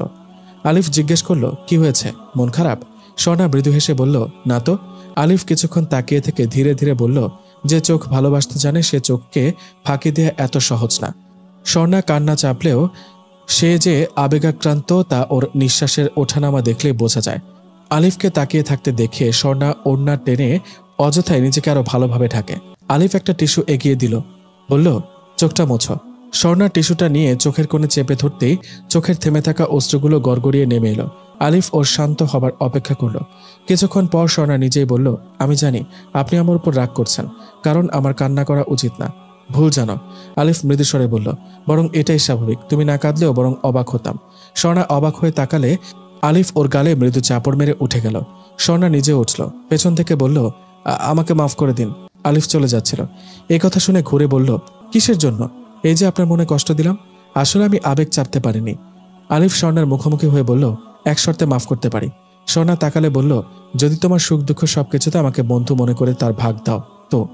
স্বর্ণা কৃতজ্ঞতার হাসি হেসে মাথা নাড়ল। আলিফ দুহাত দুদিকে বাড়িয়ে ধরল। স্বর্ণা সেদিকে তাকিয়ে আস্তে করে আলিফের বুকে মাথাটা ঠেকালো। আলিফ ওর মাথাটা নিজের বুকের সাথে চেপে ধরল। স্বর্ণার মনে হলো ওর 26 বছরের জীবনে এর চেয়ে প্রশস্ত জায়গা সে আর পায়নি। পরদিন মাকে বলে স্বর্ণাকে নিয়ে বেরোলো আলিফ। লাইব্রেরি থেকে বই কিনল। স্বর্ণার জন্য দুটো ভালো বোরকা আর জিলবাব কিনল। কেনাকাটা শেষে একটা চাইনিজে রাতের খাবার সেরে বেরোতে যাবার পথে মেরাজের সাথে মুখোমুখি হয়ে গেল ওরা। মেরাজি ওদের প্রথম দেখলো। আরে বন্ধু তুই, পরিচয় করিয়ে দিই, ও জেসমিন, আমার ওয়াইফ। আলিফ সেদিকে তাকালো না, কারণ মেরাজের কোনোই ধরে যে মেয়েটি দাঁড়িয়ে আছে সে যথেষ্ট খোলামেলা আধুনিক পোশাক পরেছে। মেরাজ স্বর্ণার দিকে তাকালো। স্বর্ণার মুখ নিকাবে ঢাকা থাকায় চিনতে পারল না বটে, তবে মেরাজ তাকিয়ে যেন একটু থমকে গেল। স্বর্ণা আলিফের পেছনে প্রায় লুকিয়ে যেতে চাইল। মেরাজ হেসে বলল, নিশ্চয়ই ভাবি এটা। ভাবি, আমার শুভেচ্ছা রইল আপনাদের দুজনকে। একদিন আসবেন বাসায়। চলি রে। আলিফের দিকে তাকালো। আলিফ বেরিয়ে গেলে মেরাজ ভেতরে ঢুকে ভালো টেবিল খুঁজল বসার জন্য। হঠাৎ কি মনে হতেই জেসমিনকে আসছি বলে দৌড়ে বাইরে বেরোলো। আলিফ আর স্বর্ণা পাশাপাশি দাঁড়িয়ে আছে। মেরাজের বুকের ভেতর হাতুড়ির ঘা পড়ল। মেয়েটি দাঁড়িয়ে থাকার ভঙ্গি, চোখ, সবকিছু স্বর্ণার কথা মনে করিয়ে দিচ্ছে আজ মেরাজকে। মুখ নিচু করে ভাবতে ভাবতে সামনে তাকিয়ে দেখলো ওরা নেই, চলে গেছে। মেরাজ ফিরে গেল চাইনিজে, কিন্তু অনেক বড় একটা চিন্তা ওর সামনে প্রশ্ন হয়ে দেখা দিল। আলিফের বউকে ওর এত চেনা মনে হলো কেন? কে সে? এক অদ্ভুত তাড়না কাজ করছে মেরাজের মধ্যে। তার মন বলছে ওই মেয়েটাকে সে চেনে, কিন্তু কিভাবে সম্ভব? নানান ভাবনায় মনটা আচ্ছন্ন হয়ে আছে। পরদিন সকালে বারান্দায় অনেকক্ষণ পায়চারি করলো। একবার না একবার তো দেখা যাবে মেয়েটিকে। না দেখা পর্যন্ত মেরাজের মন শান্ত হবে না। জানতে হবে কে ওই মেয়ে। সেদিন, তার পরদিন, প্রতিদিন যতক্ষণ বাসায় থাকে মেরাজের নজর থাকে বারান্দায়, কিন্তু গত 7 দিনে একবারের জন্য মেয়েটি বারান্দায় আসেনি। আলিফ আসে, এসে বই পড়ে। বুয়া আসে, কিন্তু মেয়েটা আসে না। অবশেষে একদিন ধরা পড়ল সে মেরাজের চোখে। মেরাজের মনে হলো ও শ্বাস নিতে ভুলে গেছে। মেয়েটি চারপাশে হালকা চোখ বুলিয়ে বারান্দার গেটে দাঁড়িয়েই নিজের ভেজা চুলগুলো টাওয়েল দিয়ে হালকা কয়েক চাপড় দিল। মেরাজের বিস্মিত চোখের সামনে টাওয়েল মেলে দিয়ে সরে যাবার আগেই মেরাজ বারান্দা থেকে বেরিয়ে এলো। স্বর্ণা নিজের জায়গাতেই জমে গেল। মনে হলো ওর পা দুটো কেউ স্ক্রু দিয়ে মাটির সাথে গেঁথে দিয়েছে। মেরাজের চোখে বিস্ময় না বেদনা তা বোঝা গেল না। সম্বিত ফিরে পেতেই স্বর্ণা দ্রুত ঘুরে ঘরের দিকে যেতে নিল, কিন্তু ওর বেগতিক নড়াচড়ায় পা স্লিপ করে গেল। দ্রুত হাত বাড়িয়ে দেওয়াল ধরতে পারলেও কপালটা ঠুকে গেল গ্রিলের সাথে। স্বর্ণার সাথে সাথেই কপালে হাত দিয়ে উহ মা বলে সরে পড়ল। মেরাজ অজান্তেই হাত বাড়ালো, যেন ওখান থেকেই স্বর্ণাকে ধরে তুলবে, কিন্তু অক্ষম আক্রোশে গ্রিলের গায়ে ঘুষিটা বসানো। শব্দ পেয়েই আলিফ দৌড়ে এলো। স্বর্ণাকে মাটিতে হাঁটু গেড়ে বসে থাকতে দেখে দ্রুত ওকে ধরে কপাল তুলে দেখলো কপালটা ফুলে গেছে, সামান্য ফেটেও গেছে। আলিফ দ্রুত স্বর্ণাকে পাঁজাকোলা করে তুলে নিয়ে রুমে নিয়ে আসলো। মেরাজ অসহায়ের মতো চেয়ে রইল। বেচারি অর্জুনই তো ব্যথাটা পেল। হঠাৎ পেছনের দিনের কথা মনে পড়ল। বিয়ের পরপর একদিন স্বর্ণা আঙুল কেটে ফেলেছিল, আর তা থেকে রক্ত ঝরছিল। মেরাজ তা দেখে কি করতো বিমূঢ় হয়ে গেলে স্বর্ণাই বলেছিল, সিনেমার নায়করা তো নায়িকাদের হাত কাটলে মুখে নিয়ে নেয়, আপনিও চাইলে তেমনটা করতে পারেন বলে স্বর্ণা নিজের আঙুলটা ওর মুখের সামনে ধরেছিল। মেরাজ হাত দিয়ে ওর হাতটা সরিয়ে দিয়ে বলেছিল, ন্যাকামি আমার একদম পছন্দ না। সেসব দিনের কথা মনে পড়ে আজ প্রথমবারের মতো মেরাজের মনে হলো সে স্বর্ণাকে আসলে কষ্ট দিয়েছে। বিষণ্ণ মনে ঘরে ঢুকে দেখলো জেসমিন ফোনে কার সাথে যেন কথা বলছে। ওকে দেখে সে বাইরে চলে গেল। মেরাজ দীর্ঘশ্বাস ফেলে ওর কথা শেষ হবার অপেক্ষা করতে লাগলো, কিন্তু জেসমিন বারান্দার দোলনায় বসে কথা বলছে দুনিয়া ভুলে গিয়ে। ঘণ্টাখানেক পর মেরাজ বারান্দায় উঁকি দিয়ে বলল, কি ব্যাপার, তোমার কথা শেষ হবে না? আমি বাইরে যাব। জেসমিন ফোনটা চেপে ধরে বলল, বাইরে যাবে, যাও, তোমাকে আটকে রেখেছে নাকি? ঢং বলে আবার কথা বলতে শুরু করলে মেরাজ কিছুক্ষণ তাকিয়ে থেকে এগিয়ে গিয়ে সোজা জেসমিনের কান থেকে মোবাইলটা টেনে নিয়ে দেওয়ালে ছুঁড়ে মারল। জেসমিন হতভম্ব হয়ে বলল, এটা কি করলা তুমি? আমার চেয়ে বেশি ইম্পর্টেন্ট কি তোমার ফোন? জেসমিন অক্ষম আক্রোশে চেঁচিয়ে উঠল, এই কুত্তা, আমি কি তোর বান্দি দাসী নাকি যে যখন আঙুল নাচাবি দৌড়ে আসবো? তুই আমার ফোন কিনা দিবি আজই, এক্ষুনি। তোর ফোনের আমি নিকুচি করি, আর আমি তোর নিকুচি করি, সমান তেজে জবাব দিল জেসমিন। তার একটু পর মেরাজ গাড়ি নিয়ে একদিকে আর জেসমিন আরেক গাড়ি নিয়ে আরেক দিকে চলে গেল। কপালটা টনটন করে ব্যথা করছে। আলিফ প্রায় ঘণ্টাখানেক বরফ ধরে রেখেছে বলে ফোলাটা অনেক কমে এসেছে। আলিফ ফার্স্ট এইড বক্স এনে ওর কপালে ব্যান্ডেজ করে দিল। তারপর নিজে গিয়ে ফ্রিজ থেকে দুধ এনে স্বর্ণাকে নিজ হাতে খাইয়ে দিল। স্বর্ণা বারবার আপত্তি করছিল, আপনি তো আমাকে পুরোদস্তর রুগী বানিয়ে ফেলবেন, আমি এখন ঠিক আছি বলে বিছানা থেকে নামতে গেলে আলিফ ওকে ধরে বিছানায় শুয়ে দিয়ে বলল, চুপ করে শুয়ে রেস্ট নাও, উঠলে খবর আছে। এভাবে শুয়ে থাকতে বোর লাগবে তো, তাই দাঁড়াও আমি এসে পাশে শোবো, তাহলে আর বোর লাগবে না। কি আসবো? স্বর্ণা কড়া চোখে তাকিয়ে ছট করে পাশ ফিরে শোলো। আলিফ এসে বারান্দায় চলে গেল। রাতে কপালের ব্যথাটা কমে এলে স্বর্ণা উঠে রান্নাঘরে এলো। ও জানে আলিফ রাতে একবার চা খায়। চা বানিয়ে আলিফের টেবিলে রাখতেই ও মুখ তুলে তাকালো। তুমি আবার এত রাতে চা করতে গেলে কেন? সমস্যা নেই, খান। চলো বারান্দায় গিয়ে বসে চাটা খাই, আজ খুব সুন্দর জ্যোৎস্না, চলো, যাবে? স্বর্ণা খানিকটা ভেবে বলল, চলুন যাই। বারান্দায় এসে স্বর্ণা চোরা চোখে সামনের বারান্দার দিকে তাকালো। না, অন্ধকার হয়েছে। স্বর্ণা এবার কিছুটা সহজ হয়ে বসলো। আলিফ কয়েক চুমুক খেয়ে স্বর্ণাকে দিল। নাও, তুমিও খাও, ভালো লাগবে। স্বর্ণা হাত বাড়িয়ে কাপটা নিয়ে তাতে চুমুক দিল।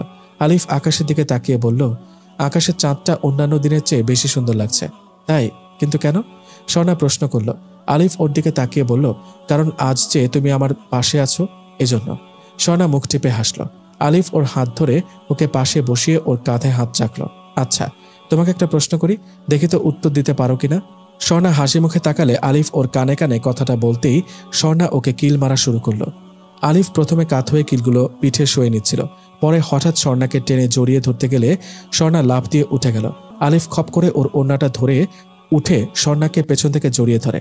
ওর কাঁধে থুতনি রেখে কানের কাছে ফিসফিসিয়ে কিছু বলতে লাগলো। আর তা শুনে স্বর্ণা দু হাতে মুখ ঢেকে ফেলল।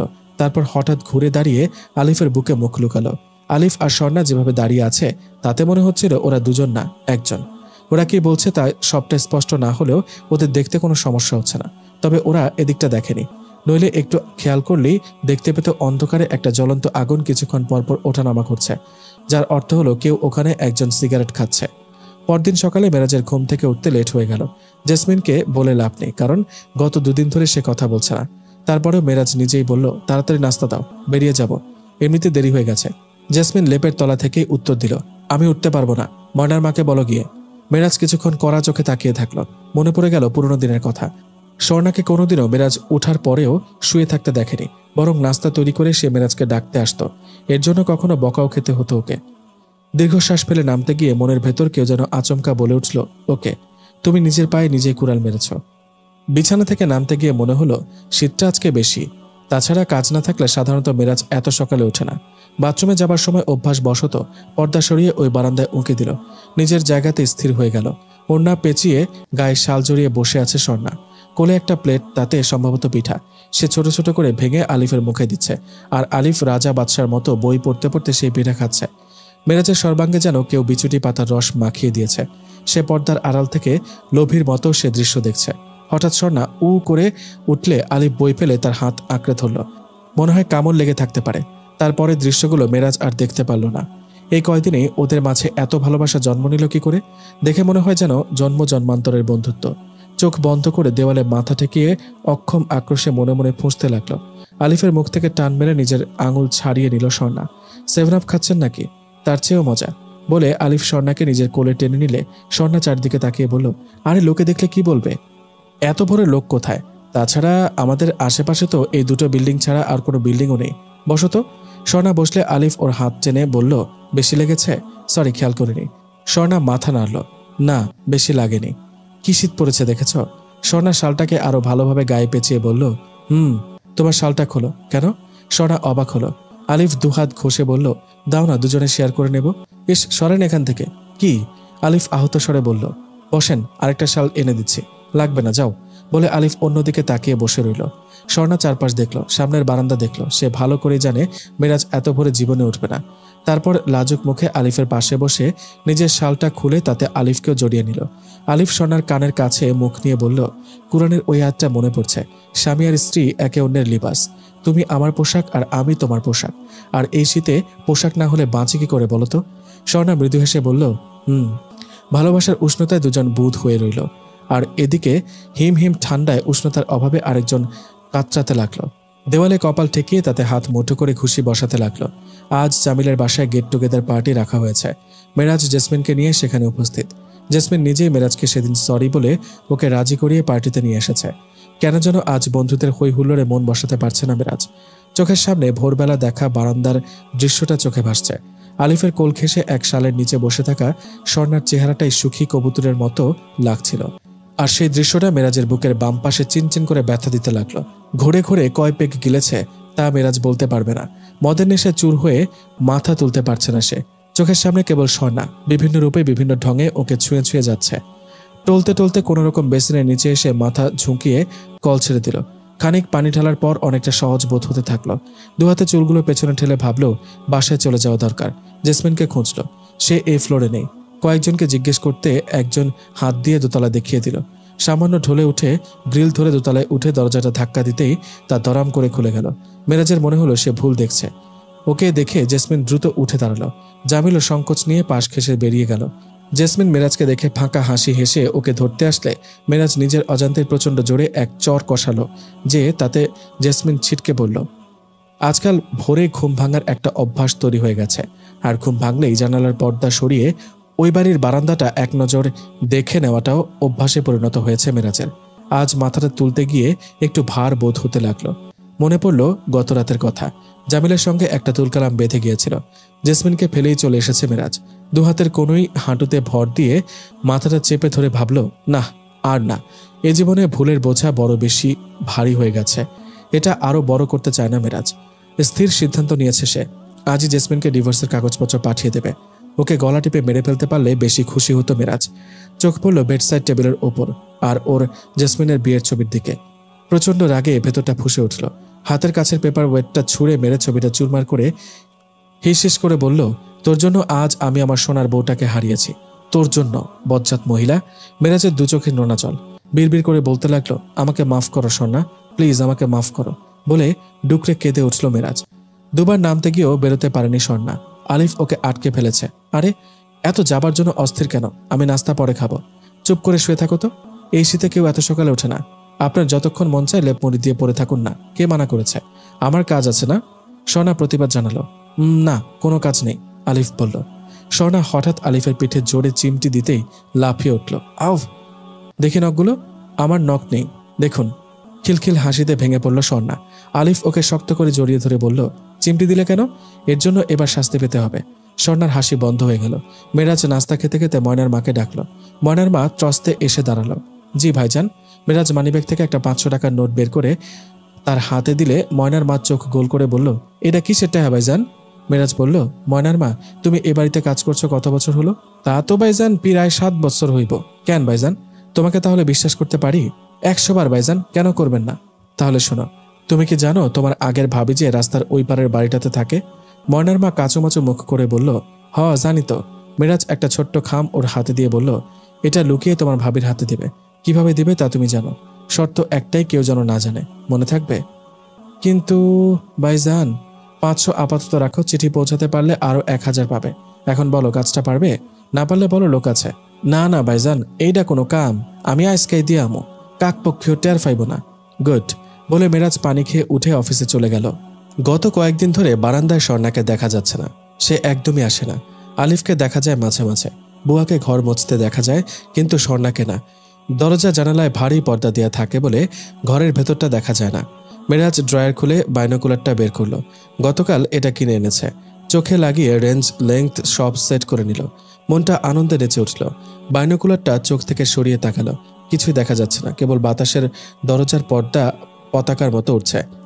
কিন্তু বাইনোকুলার চোখে লাগালেই পর্দার সামান্য ফাঁকা দিয়ে স্বর্ণাকে মাঝে মধ্যেই দেখা যাচ্ছে। মেরাজ জুম করে স্বর্ণার ফেসটা ক্লোজ করায় মনে হলো স্বর্ণা ওর 1 হাত দূরে বসে আছে, চাইলেই ধরা যাবে।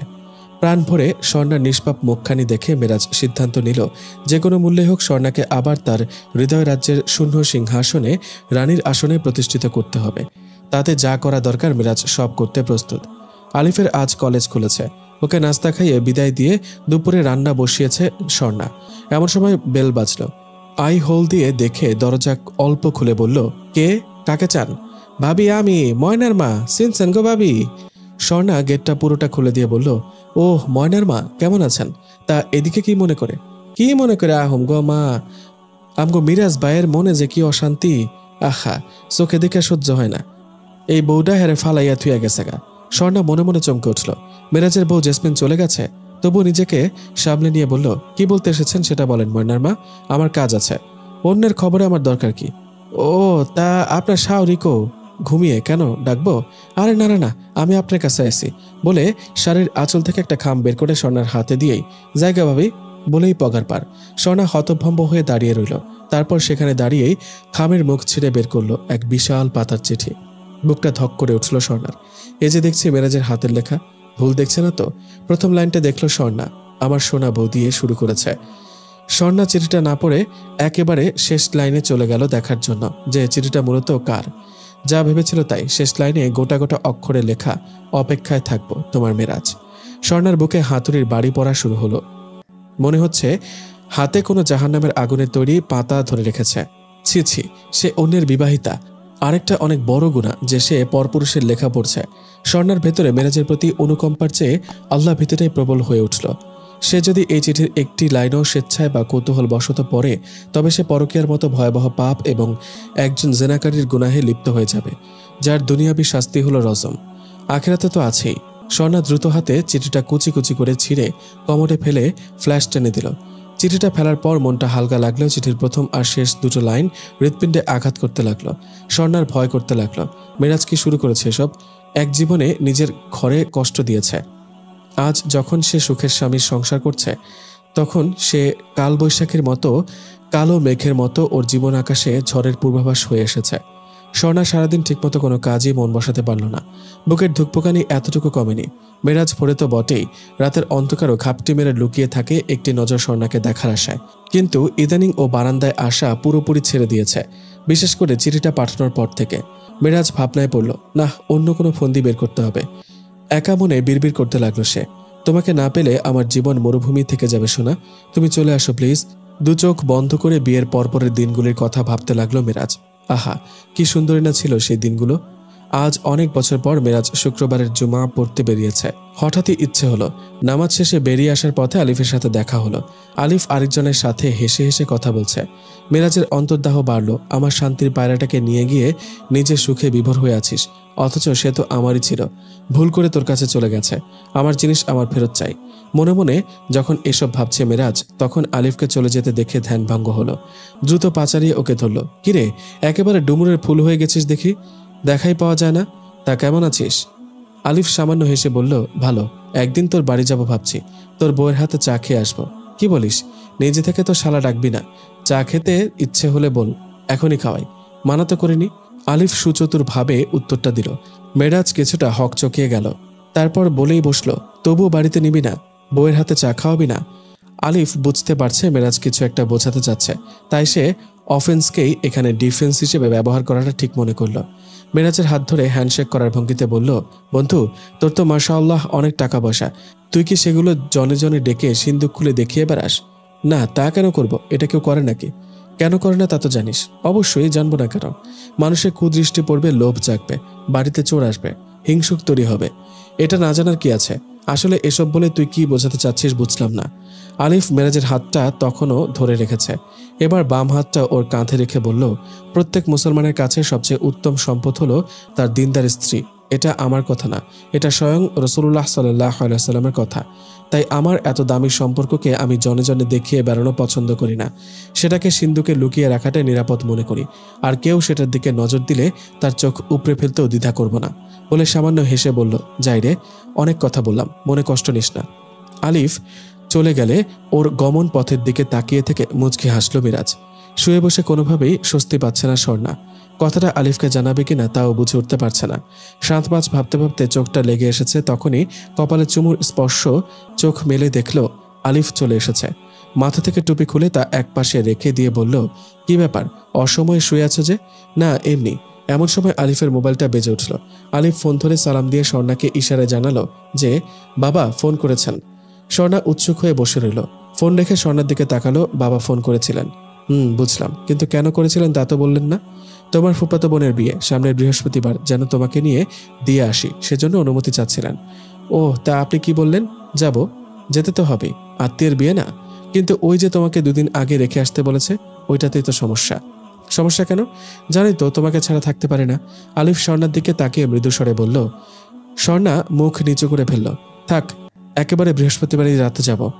আগে ভাগে যে কাজ নেই, বাসায় ওরা মাইন্ড করবে না, করলে করুক, আপনাকে একা রেখে কোথাও যাব না। প্রমিস?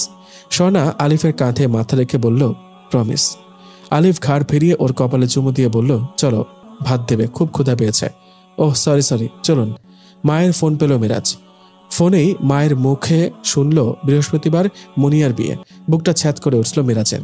মনে পড়ল মুনিয়া স্বর্ণার ফুফাতো বোন। ওর আর স্বর্ণার বিয়েতে মুনিয়ারা এসেছিল। তার মানে স্বর্ণাদের পরিবার এ বিয়েতে থাকবে। জোর সম্ভাবনা স্বর্ণাও থাকবে। এই তো মোক্ষম সুযোগ মিলেছে। এই দাওয়াত কিভাবে মিস করতে পারে মিরাজ? মিরাজ আর স্বর্ণা পরস্পর দুঃসম্পর্কের আত্মীয় হওয়াতে মুনিয়ার বিয়েতে দুজনই দাওয়াত পেয়েছে। মিরাজ খুব আগ্রহ করে বিয়েতে এসেছে এবং তার আগ্রহের কেন্দ্রবিন্দু হলো স্বর্ণা। সে নিজেকে স্বর্ণার ব্যাপারে অধিক হকদার মনে করে এবং তার বিশ্বাস স্বর্ণা এখনও তাকে ভালোবাসে। প্রথম স্বামী, প্রথম প্রেম, প্রথম ভালোবাসা মানুষ ভুলতে পারে না, কারণ তারা শূন্য হৃদয়ে এসে জায়গা করে নেয় বলে তাদের চলে যাবার পরও শক্ত ছাপ রেখে যায়। মিরাজের স্থির বিশ্বাস স্বর্ণা ওকে ভোলেনি। মিরাজের বোকামির ভুলে বেচারিকে অন্যের ঘর করতে হচ্ছে। মিরাজ শীঘ্রই ওকে সসম্মানে নিজের জীবনে ফিরিয়ে আনবে। মিরাজের এমনটি বিশ্বাস। বিয়ের 2-3 দিন আগে থেকে মিরাজ মুনিয়াদের বাড়িতে প্রচুর গিফট আর নাস্তা সহ আসলো। মুনিয়ার আম্মু তো যথেষ্ট খুশি মিরাজের এই বাড়তি আয়োজনে। কিভাবে মিরাজকে আপ্যায়ন করবে তিনি এটা ভেবে পাচ্ছেন না। মিরাজ স্বেচ্ছায় বিয়ের কিছু দায়িত্ব নিজ কাঁধে তুলে নিল। বরকে আংটি সে দিবে বলে মুনিয়ার মাকে জয় করে নিল। এত সব করার কারণ একটাই, এ বাড়িতে তার প্রভাব বিস্তার করা। স্বর্ণার সাথে সরাসরি কথা বলার সুযোগ পেতে হলে এ বাড়িতে তার একটা ইমেজ তৈরি করতে হবে। তারপর দরকার পরিবেশ। মুনিয়াদের বাড়ির প্রত্যেকটা সদস্য মিরাজের ব্যাপারে তটস্থ হয়ে উঠল। সুযোগ বুঝে একদিন মিরাজ মুনিয়ার মায়ের কাছে স্বর্ণার প্রসঙ্গ তুলল। বিভিন্নভাবে নিজের দোষটাকে ভুলের মোড়কে ঢেকে নিজেকে ইনোসেন্ট হিসেবে উপস্থাপন করার পূর্ণ চেষ্টা করল। সে নিজের ইচ্ছায় স্বর্ণাকে তালাক দেয়নি। একটা বাজে মেয়ের পাল্লায় পড়ে এবং মেয়েটি তার সম্পত্তির লোভে তাকে ভুলিয়ে ভালিয়ে ইত্যাদি নানান কথার ভাঁজে নিজের উগ্র বদরাগী চরিত্রটাকে লুকিয়ে নিল মিরাজ। সে এই কথা বরাবরই উল্লেখ করল যে তারই একটা ছোট্ট ভুলের কারণে স্বর্ণা আজ নিজ ইচ্ছার বিরুদ্ধে একজন গোঁড়া ধার্মিকের ঘর করতে বাধ্য হচ্ছে। তার স্বাধীনতা বলে কিছুই নেই। বোরকার ঘোরে বন্দি তার জীবন। মিরাজের এসব দেখে সহ্য হয় না, তাই স্বর্ণাকে সে স্বাধীন জীবন দান করতে চায়। সব কথা শেষে বিনীত অনুরোধ জানালো স্বর্ণাকে যেন তার সাথে একটিবার কথা বলার মতো পরিবেশ তৈরি করে দেয়া হয়, যেন সে স্বর্ণাকে বোঝাতে পারে। মুনিয়ার মা দুনিয়াবাদী মানুষ। ন্যায় অন্যায়ের চেয়ে লাভ লোকসানের হিসাবটা একটু বেশি বোঝেন। তিনি এতে কোনো দোষের কিছু দেখলেন না। দুজনে কথা বলবে, সমস্যা কি? বিয়ের দিন মেয়ের বিয়ে পড়ানো পর্যন্ত মুনিয়ার আম্মু খুব ব্যস্ত ছিলেন। বিয়ে পড়ানো হয়ে যাবার পর তিনি স্বর্ণাকে আড়ালে ডেকে বললেন, একটু সাহায্য করতে পারবি মা? জি বলুন। মুনিয়াকে সাথে দেবার জিনিসগুলো ঠিকমতো গুছিয়ে উঠতে পারছি না, তুই আর সানিয়া মিলে একটু বক্সটা গুছিয়ে দিতে পারবি? খুব পারবো বলে স্বর্ণা মুনিয়ার আম্মুর সাথে মুনিয়া সানিয়ার রুমে গেল। যাবার পথে আলিফের সাথে দেখা হলে ওকে জানালো সে মুনিয়ার লাগেজ গোছাতে সাহায্য করবে। আলিফ ওকে তীক্ষ্ণ চোখে জরিপ করে বলল, বাইরের দিকে যেও না কিন্তু। বাইরে কি? আর তাছাড়া আমি বাইরে যাব কেন? তা ঠিক, তবে তোমাকে দেখে আমারই মাথা ঘোরাচ্ছে। আমি চাই না আর কারো ঘোরাক। আমি বাইরে আছি, লাগলে ফোন দিও। দেব। যাবার আগে আলিফ নিজের গালে আঙুল ঠেকিয়ে ইশারা করলো, হবে নাকি একটা? স্বর্ণা চোখ পাকিয়ে তাকালে। আলিফ হেসে সরে গেল। যেতে যেতে বলল, আঁচল ঠিক করো। স্বর্ণা আঁচলটা খুব ভালো করে টেনে মুনিয়ার ঘরে ঢুকল। সানিয়ার বড় লাগেজ আর এক গাদা সরঞ্জাম নিয়ে বসে আছে। স্বর্ণাকে দেখে হাঁপ ছেড়ে বলল, উফ, আমি সব গুলিয়ে ফেলছি স্বর্ণাপু, তুমি গুছাও না। স্বর্ণা হেসে ঘোমটা সরিয়ে আঁচলটা কোমরে গুজে বিছানায় উঠে পড়ল। বাম হাতের মোবাইলটা এক পাশে রেখে দিল। তারপর হাঁটু গেড়ে উপুর হয়ে সব জিনিসপত্র নিজের দিকে টেনে নিল। তখনই খুট শব্দ হতেই তাকিয়ে মাত্র বলতে নিল সানিয়া, তুমি এগুলো আমাকে সামনে এনে দাও। কিন্তু মুখের কথা মুখে রয়ে গেল। ওর সমস্ত শরীর যেন হিম হয়ে আসলো। গোটা দরজা জুড়ে দাঁড়িয়ে আছে মিরাজ। স্বর্ণা যে বেরিয়ে যাবে তার কোনো ফাঁক ফোকরই সে রাখেনি। স্বর্ণা মনে মনে রবকে ডেকে চলল, ওগো মাবুদ, তুমি সম্মান দাও, তুমি অপদস্থ করো। আজ এই গুনাহগার তোমার কাছে সম্মান ভিক্ষা চায়। তারপর বাম হাতে হাতড়ে মোবাইলটা তুলে নিল। মিরাজ মুগ্ধ দৃষ্টিতে ওকে পা থেকে মাথা পর্যন্ত দেখে বলল, মাই গড, তুমি এত সুন্দর হলে কি করে শোনা? স্বর্ণা ঝট করে আঁচল কোমর থেকে ছুটিয়ে দ্রুত বড় করে ঘোমটা দিয়ে ঘুরে মিরাজের দিকে পিঠ দিয়ে দাঁড়ালো। বাম হাতে কাঁপতে কাঁপতে আলিফের নম্বরটা হাতচাতে লাগলো। নম্বরটা এসেও মিলিয়ে গেল। পেছন থেকে মিরাজ বলছে, দু চোখ ভরে তোমাকে দেখতেও দেবে না? তখনই আলিফের নম্বরটা এসে যাওয়ার সাথে সাথে সেন্ড বাটন পুশ করলো স্বর্ণা আর মনে মনে বলতে লাগলো, আল্লাহ, ও যেন দ্রুত ধরে। স্বর্ণা মোবাইলটাকে সাবধানে শোকেসের উপরে রাখলো। তারপর মিরাজকে বলল, সরুন, আমাকে যেতে দিন। তোমার সাথে খুব জরুরি কথা ছিল জান। আপনি আমার জন্য পরপুরুষ, আপনার সাথে আমার কোনো কথা থাকতে পারে না। স্বর্ণা ঘোমটার আড়াল থেকে চারদিকে তাকালো। মিরাজের ভাবগতিক ভালো না, আত্মরক্ষার জন্য কিছু একটা হাতে থাকা দরকার। মিরাজের এগোনোর শব্দে চট করে লাগেজ থেকে নেল কাটারটা তুলে নিয়ে ঘুরে দাঁড়িয়ে বলল, খবরদার, আর এক পাও এগোবেন না, ভালো হবে না। আল্লাহকে ভয় করুন, খবরদার বলছি। স্বর্ণার দু চোখ পানিতে ঝাপসা হয়ে আসছে। বাম হাতে ঘোমটা ধরে রেখেছে, ডান হাতে নেল কাটার। মিরাজ ওর বালখিল্যতা দেখে হাসল। তুমি এখনো সেই মিষ্টি মেয়েটি রয়ে গেছ। চুপ করুন, দরজা ছাড়ুন, আমি যাব, আমাকে যেতে দিন। হেই হেই, তুমি আমাকে রেপিস্ট ধরে নিয়েছো নাকি?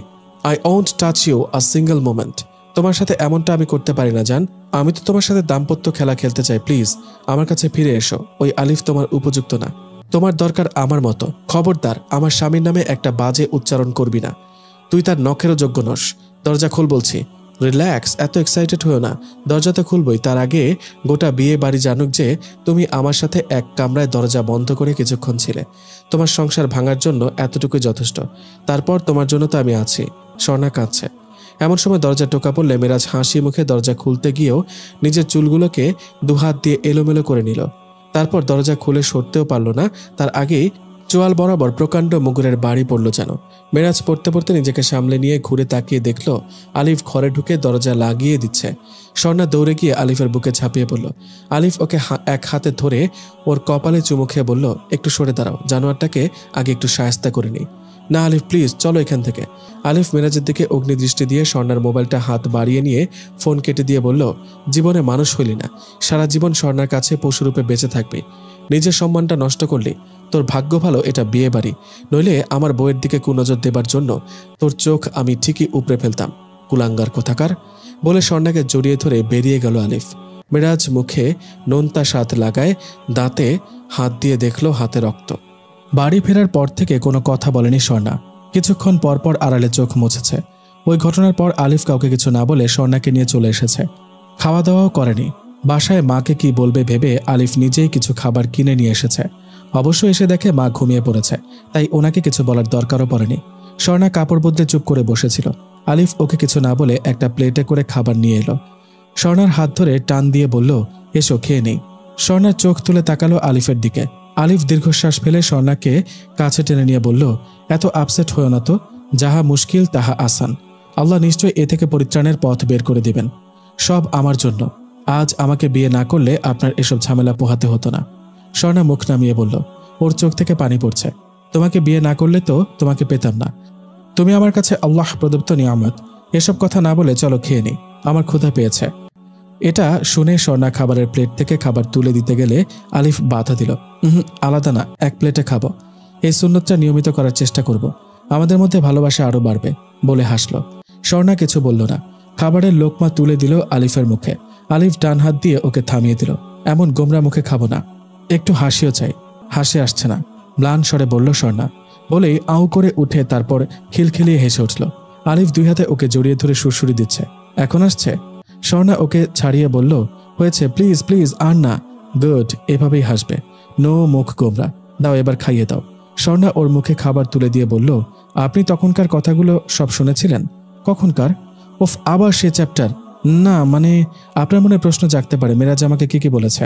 আমি সব শুনেছি। তুমি রিং দেবার পরপরই রিসিভ করি আমি। পুরোটা শোনার অপেক্ষা করিনি, সাথে সাথে দৌড় দিই। আর পুরোটা শোনার তো দরকারও নেই। তোমাকে যতটুকু জানি ততটুকু বিশ্বাসও করি। আল্লাহ পাক যেন আপনার বিশ্বাস বজায় রাখার তৌফিক আমাকে দান করেন। কখনো যেন আপনার বিশ্বাসের চিন না ধরে। আমিন। স্বর্ণা কিছুক্ষণ চুপ থেকে বলল, চলুন আমরা বাসাটা ছেড়ে দিই। আলিফ মাথা নাড়ল। পৈতৃক ভিটা ছেড়ে কোথায় যাব? তাছাড়া এটা তো সমাধান না।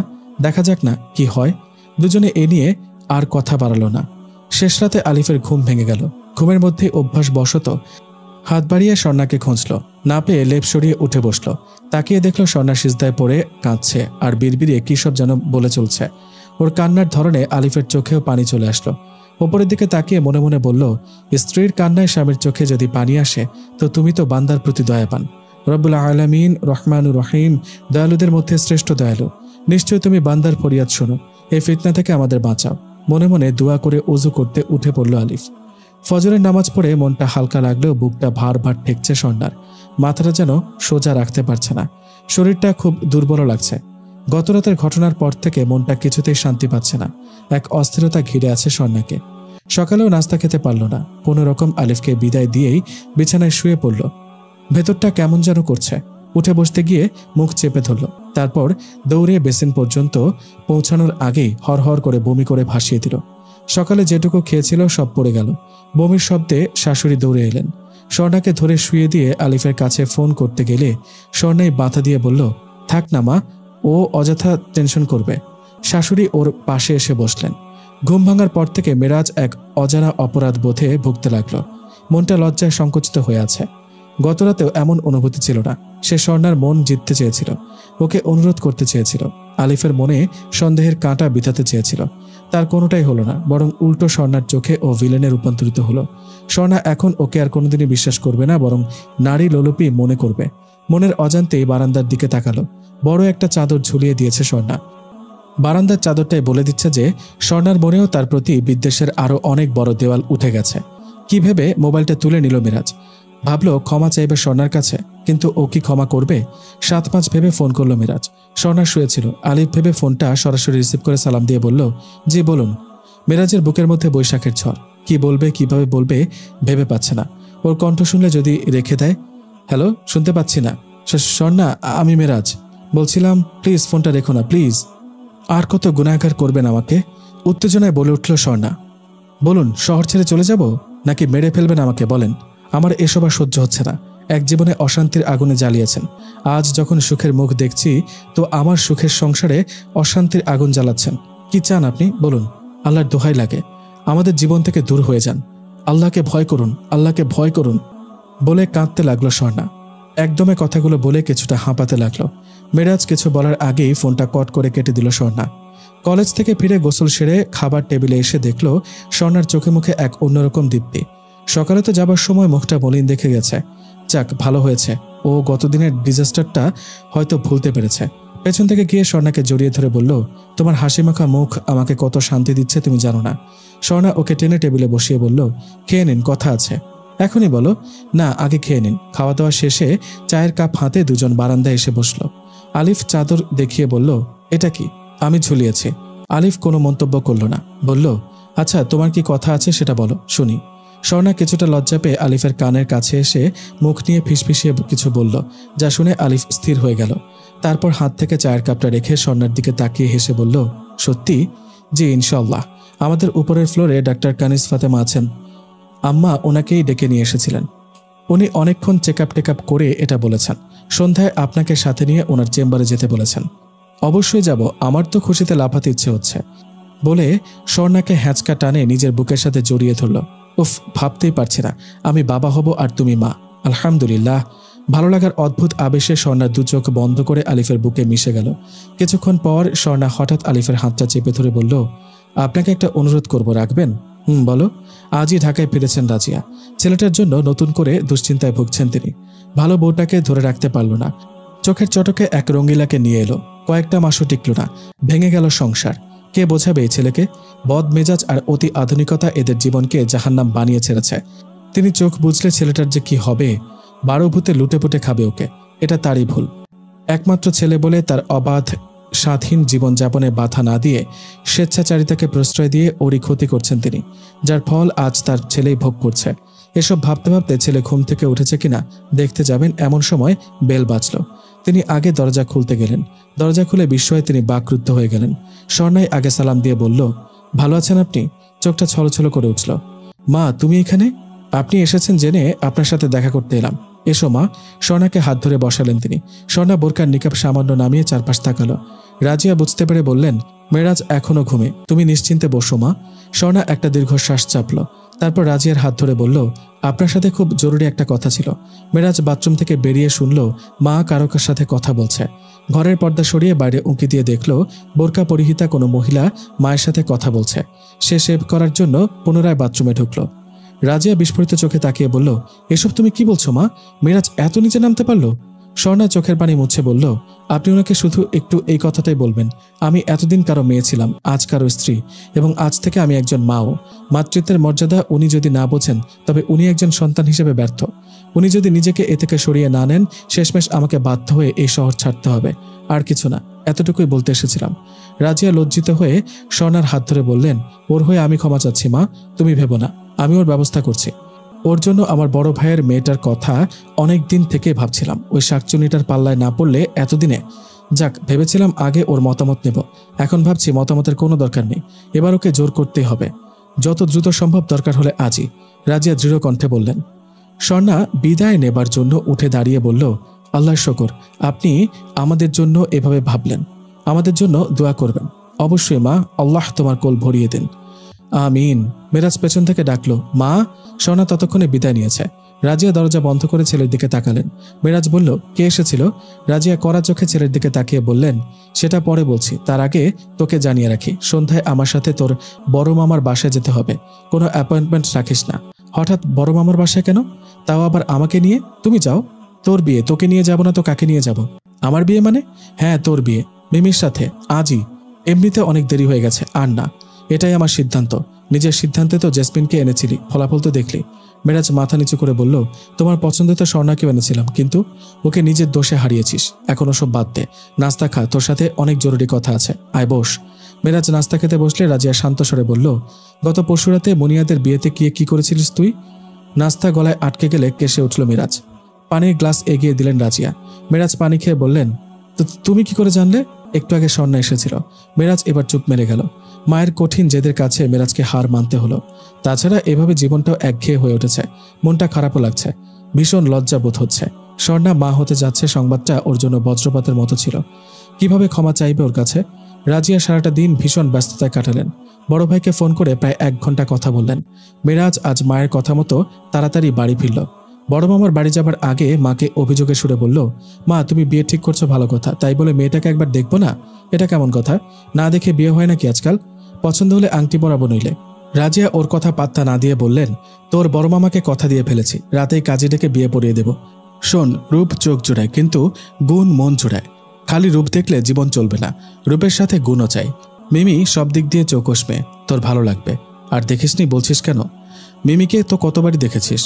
কোথায় কতবার দেখেছি? সে স্কুলে থাকতে শেষ দেখেছি মোটা চশমা পরে বেনি দুলিয়ে ঘুরত। এখনো কি তেমন? রাজিয়া হাসি চাপলেন। হ্যাঁ, তেমনই তো। যাক, ওসব ধানাই পানে ছাড়। মেয়ে ভালো, তুই সুখী হবি। আর বিগত দিনগুলো থেকে শিক্ষা নে, উপযুক্ত সঙ্গীর অভাবে মানুষের জীবন নরক হতে দেরি হয় না। এটা কি এখনো বুঝিস না? তাই বলে আজই? হ্যাঁ, শুভ কাজে দেরি করতে নেই। মেরাজ আর কথা বাড়ালো না, চিন্তিত মুখে নিজের ঘরে চলে গেল। চুপচাপ মায়ের হম্বিতম্বি দেখতে লাগলো। ড্রাইভারকে দিয়ে মিষ্টি আনালেন। ফোন করে ছোট খালাকে আনিয়ে নিজ মার্কেটে গিয়ে কী সব কেনাকাটা করে আনলেন। সন্ধ্যের পরপরই বড় মামার বাড়ি পৌঁছল মেরাজ। ওরা সব আয়োজন করে রেখেছে। মাকে আড়ালে ডেকে বলল, একবার অন্তত আলাপ না করে কিন্তু আমি মতামত দেব না, বলে দিলাম। রাজিয়া ত্রস্তে ভেতরে চলে গেলেন। তার মিনিট খানেক পরেই একটা মেয়ে ঢুকলো, চোখে মোটা চশমা পরে।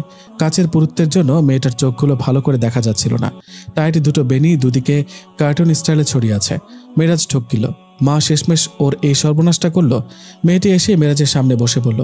তারপর হাত বাড়িয়ে বলল, কেমন আছেন ভাইয়া? মেরাজ জবাব দিল না। মেয়েটি ওর দিকে চুইংগাম বাড়িয়ে ধরে হাসল। দাঁতের শাড়িতে দাঁত সমান করার ক্লিপ বসানো। এ তো ভয়ঙ্কর অবস্থা। মা কি দেখে ওই মেয়েকে ওর জন্য ঠিক করলো? কেবল গায়ের রং আর ছিপছিপে ফিগার দেখে মা রাজি হলো। মেয়েটি বেশ কিছু প্রশ্ন করলেও মেরাজ তেমন কোনো জবাব না দিয়ে একবার ধমকে সুরে বলল, যাও এখান থেকে, আমার আম্মুকে ডেকে নিয়ে আসো। আমাকে পছন্দ হয়েছে কিনা বললেন না তো? অবশ্য পছন্দ না হলে উপায় নেই, বিয়ে তো আজ হবেই, আজই বাসরাত। বলে যাবার সময় মেরাজের গালটা টেনে দিয়ে গেল। মেরাজের গায়ে কাটা দিল। এ কেমন তোর মেয়ে, বেহায়া। মনে মনে মাকে খুঁজল। তৃতীয়বার বিয়ে করবে দেখে যাচ্ছে তাই ধরিয়ে দেবে মা ওকে। মায়ের সাথে কথা বলার আর সুযোগ পেল না মেরাজ। লোকজনের ভিড়ে মাকে পেল না। 10টার দিকে ছোট মামা ওর কাঁধে ধরে বসিয়ে মাথায় টুপি পরিয়ে দিলেন। ওদিকে কাজী সাহেব তেলাওয়াত শুরু করে দিয়েছেন। মেরাজের এই প্রথম খিঁচে দৌড় দিতে ইচ্ছে হচ্ছে। ঠেলে বাসর ঘরে ঢুকিয়ে দেওয়া হলো মেরাজকে। আর চোখে খাটের দিকে তাকালো। বদমাস মেয়েটা চুপচাপ বসে আছে। মেরাজ কোনো কথা না বলে পা দুটো লম্বা করে একটা সোফায় বসে মোবাইলে গেম অন করে মনোযোগ দিয়ে ট্রি ট্রি ট্রি শব্দে গেম খেলতে লাগলো। হঠাৎ পায়ে কারো হাতের ছোঁয়ায় চমকে উঠল। তারপর বিস্ময়ে হতবাক হয়ে সামনে তাকিয়ে রইল। মেরাজ অবাক হয়ে তাকিয়ে দেখল মেয়েটার চোখে সে মোটা পাওয়ারফুল চশমাটা এখন নাই, বরং তার বদলে লাইনার আর মাস্কারার নিখুঁত সহাবস্থান চোখটাকে দর্শনীয় করে তুলেছে। চোখের মণিগুলোও নীল। মেরাজ কিছুটা ভেবাচাকা খেয়ে বলল, তুমি মিমি? জি, মিমি চকলেট। তখন ওরকম সাজে এসেছিলে কেন আমার সামনে? তখনই রিয়েল ছিলাম, বরং এখন নকল সাজে এসেছি। চোখে দেখেন না? চশমা খুলে লেন্স পরেছি। আর ভালো পার্লার থেকে সেজে এসেছি বলে এত সুন্দর দেখাচ্ছে আমাকে। কালকে গোসল করার পর দেখবেন আমার আসল রূপ। তার মানেটা আমি কিছু বুঝি না, যা সত্য তাই বললাম। আর আপনি নতুন বউকে একা ফেলে এখানে বসে মোবাইল গুতাচ্ছেন কেন? 10,000 টাকা দিয়ে সেজে এসেছি, কিছুই তো বললেন না। তুমি কি সবসময় এভাবে কথা বলো? কিভাবে কথা বলি? এরকম বাঁকা বাঁকা? বাঁকা লাগলে বাঁকা, আমি এমনই। এখন চলেন, শোবেন। কি বেহায় মেরে, বিড়বিড় করলো মেরাজ। তোমার শোয়া, তুমি শো গিয়ে। আমাকে টানছো কেন? রেগে বলল। ও লে, ব্যাটা ছেলেদের আমার খুব চেনা আছে। কত সাধু। নাকি অন্য সমস্যা? ডাক্তার দেখাতে হবে? এই খবরদার, একদম বাজে কথা বলবে না। বাজে কথা হলো এটা? দুইটা বউ ছেড়ে চলে গেল। কি বিষয় কি? তুমি তো খুব বাজে মেয়ে দেখছি। কথা বলার আদব জানো না? ভদ্রভাবে কথা বলো। আর শোনো, ওসব সাজুগুজু করে লাভ নেই। ব্যবহার ঠিক করো। আমার 2 বউ গেছে বলেই তোমার মতো পেতনির রানীকে বিয়ে করেছি। নইলে এই, আমার সাথে সাবধানে কথা বলবেন। আমার মাথায় কিন্তু ছিট আছে। গলা টিপে মেরেও ফেলতে পারি। আমার প্রথম জামাই তেরিবেরি করেছিল, দিসি শেষ করে। কি বলো এসব? আমার আম্মু জানে? হ্যাঁ, ফুপি জানবে না কেন? আপনার মতো 3 নম্বরের আমি ছাড়া কোনো শেওড়া গাছের পেতনি বিয়ে করবে না। মেরাজ ঠক গিল। আসেন, শুতে আসেন বলে মোহনীয় ভঙ্গিতে হেঁটে গেল মিমি। চুলগুলো বেলি ফুলের মালা দিয়ে খোপা করেছে, দেখতে বেশ ভালো লাগছে। অথচ ভয়ে মেরাজের গলা শুকিয়ে আসছে। মেয়েটা তার প্রথম স্বামীকে মার্ডার করেছে। সর্বনাশ! মা কিভাবে এই মেয়েকে তার গলায় বিঁধালো? কপাল চাপড়াতে ইচ্ছে হচ্ছে মেরাজের। কিছুটা ভয় পেয়ে বিছানায় গিয়ে সুবোধ বালকের মতো শুয়ে পড়ল। হঠাৎ পেছন থেকে মেয়েটা তাকে পেঁচিয়ে ধরল। মেরাজ কিছু বলতে গিয়ে বাধা পেল। মিষ্টি ইন্টিমেটের করা গন্ধে এক অদ্ভুত মাদকতা ছড়িয়ে পড়ল মেরাজের মস্তিষ্কের কোষে, শিরায়, উপশিরায়। সে ভুলে গেল মেয়েটা পেতনির রানী। বেশ বেলা করে ঘুম ভাঙলে দেখল মিমি ঝুঁকে ডাকছে ওকে। এতে করে ওর লম্বা ভেজা চুলগুলো মেরাজের নাকে কানে ঢুকে সুড়সুড়ি দিচ্ছে। মেরাজ চুলগুলো সরিয়ে উঠে বসল। ধমক দিয়ে কিছু একটা বলতে যাচ্ছিল, কিন্তু কি ভেবে সামলে নিল। গতরাতের কথাটা মনে পড়ে যাচ্ছে। মেয়েটি তার প্রথম স্বামীকে মার্ডার করেছে। কি ভয়ঙ্কর! এমন দাগে আসামিকে জানলে বিয়েই করতো না। মা এটা কি করলো ওর? কোন জন্মের বদলা নিল? কই ওঠেন, নাস্তা খাবেন না? 10 মিনিটে গোসল সেরে টেবিলে আসেন, আমি নিচে যাচ্ছি। অগত্যা মিরাজকে উঠতে হলো। চুপচাপ নাস্তা খেয়ে ঘরে চলে আসলো মিরাজ। মাকে কিছু কথা বলার দরকার, কিন্তু মা নাকি বাইরে গেছে। ড্রয়ার থেকে গেঞ্জি বের করেছিল মিরাজ। হঠাৎ পেছন থেকে জড়িয়ে ধরে খিলখিল করে হেসে উঠল মিমি। জানেন, আপনাকে না একদম কেবলাদের মতো লাগে। আমার বুড়ো জামাই মানে? থমথমে গলায় বলল মিরাজ। ঘুমিয়ে থাকলে জানেন আপনাকে কি যে আজব লাগে। আমি না আপনার কিছু বিশেষ ছবি তুলেছি ওই অবস্থায়। কি? কোন অবস্থায়? দেখি ছবিগুলো? ওগুলো এখন দেখানো যাবে না, সময় মতো বের করব। আপনাকে বিশ্বাস কি, যার কাছে মেয়েরা খেলনা? তো আমি যখন এত খারাপ, তো বিয়েতে রাজি হলেন কেন? আমি তো সেধে তোমাকে বিয়ে করিনি। ফুপি অনেক করে সেধেছে বলে আমি রাজি হয়েছি। আমিও নিজে সেধে বিয়ে করিনি। কি ফুটুনি! এই শরত, ছাড়ো আমাকে। মিমি সরে দাঁড়িয়ে 2 হাত উপরে তুলে গা মুছড়ে আড়মোড়া ভাঙল, আর তাতে ওর শরীরের মাগগুলো স্পষ্ট হয়ে উঠল। মিমি মেরাজের মুখে টোকনা মেরে বলল, হাঁ করে তাকিয়ে কি দেখেন? মুখ বন্ধ করেন, মাছে ঢুকে যাবে, বলে খোপা বাঁধতে বাঁধতে বেরিয়ে গেল মিমি। মেরাজ ধপ করে বিছানায় বসে পড়ল। এ কি নতুন যন্ত্রণা! মেয়েটা এমন ভয়ঙ্কর কেন? দেখতে তো ভালোই লাগে, কিন্তু কথা শুনলে ভয় লাগে। আবার নিজেই বলে মাথায় ছিট আছে। এ কি সমস্যায় পড়ল? ডাক্তার আবার কথা মেনে চলতে হচ্ছে স্বর্ণাকে। প্রতিদিনই আলিফ জিজ্ঞেস করবে ওষুধ খেয়েছে কিনা, খাওয়া দাওয়া ঠিকমতো করেছে কিনা। এমনিতেই তো স্বর্ণাকে যথেষ্ট যত্নে রাখে আলিফ, কিন্তু প্রেগন্যান্সির সংবাদটা পাবার পর থেকে যত্নের চূড়ান্ত করেছে। স্বর্ণাকে রীতিমতো জোর করেই ঘরের কাজগুলো করতে হয়। আলিফ বাধা দিলে বলে, আরে কাজ করলে তো ভালো, বসে থাকা তো ভালো না। আপনি এত অস্থির হবেন না তো, আমাকে কাজ করতে দিন। গত কয়েক মাসের মধ্যে স্বর্ণার শরীর অনেকটা ভারী হয়েছে। নড়াচড়াতেও এসেছে স্থবিরতা। তবে স্বর্ণা আগের চেয়ে অনেকটাই স্বাচ্ছন্দ্য বোধ করে এখন। আলিফকে বলে ভেতরে বারান্দায় লাগোয়া খড়টা নিয়ে মাকে মেরাজদের বাসার দিকে রুমটা দিয়েছে। কারণ হিসেবে দেখিয়েছে এদিকটায় আলো বাতাস বেশি, বাবুরও রোদের দরকার পড়বে ইত্যাদি। আলিফও সম্মত হয়েছে। স্বর্ণা যেভাবে সহজ বোধ করে। তবে সেদিনের পর থেকে মেরাজের পক্ষ থেকে আর কোনো ফোন বা চিঠি কিছুই আসেনি বলে স্বর্ণা আল্লাহর শুকর আদায় করেছে বারবার। তাহাজ্জুদে আল্লাহর কাছে সমাধান চেয়ে কেঁদেছিল। রব্বুল আলামিন সুন্দর সমাধান দিয়েছেন। মেরাজ বিয়ে করেছে। সেদিন বুয়ার মুখে শুনল মেরাজ নাকি এই বউটাকে খুব ভয় পায়, তাই সমীহ করে চলে। স্বর্ণা মনে মনে খুশি হয়েছে। মেরাজের বউ এখন মেরাজের চোখের আর মনের পর্দা হিসেবে কাজ করবে। স্বামী স্ত্রী একে অন্যের লিবাস, পোশাক, কথাটা কতই না যুক্তিযুক্ত। কয়েক মাস পরের কথা। আলিফ মসজিদ থেকে বেরোচ্ছিল। জুতা খুঁজতে গিয়ে হঠাৎ কাঁধে কারো হাত পড়াতে চমকে তাকালো। মেরাজকে দেখে চুপ হয়ে গেল। মেরাজ নিজেই ওর হাতটা টান দিয়ে বলল, বন্ধু, খুব লজ্জিত হয়ে তোর কাছে ক্ষমা চাচ্ছি সেদিনের সেই পাগলামির জন্য। আসলে শয়তানে ধরেছিল রে, মাফ করে দিস দোস্ত। আলিফ কিছুক্ষণ চুপ থেকে বাম হাতে মেরাজের কাঁধে চাপড় মেরে বলল, না ঠিক আছে, তুই ভুল বুঝতে পেরেছিস, আলহামদুলিল্লাহ।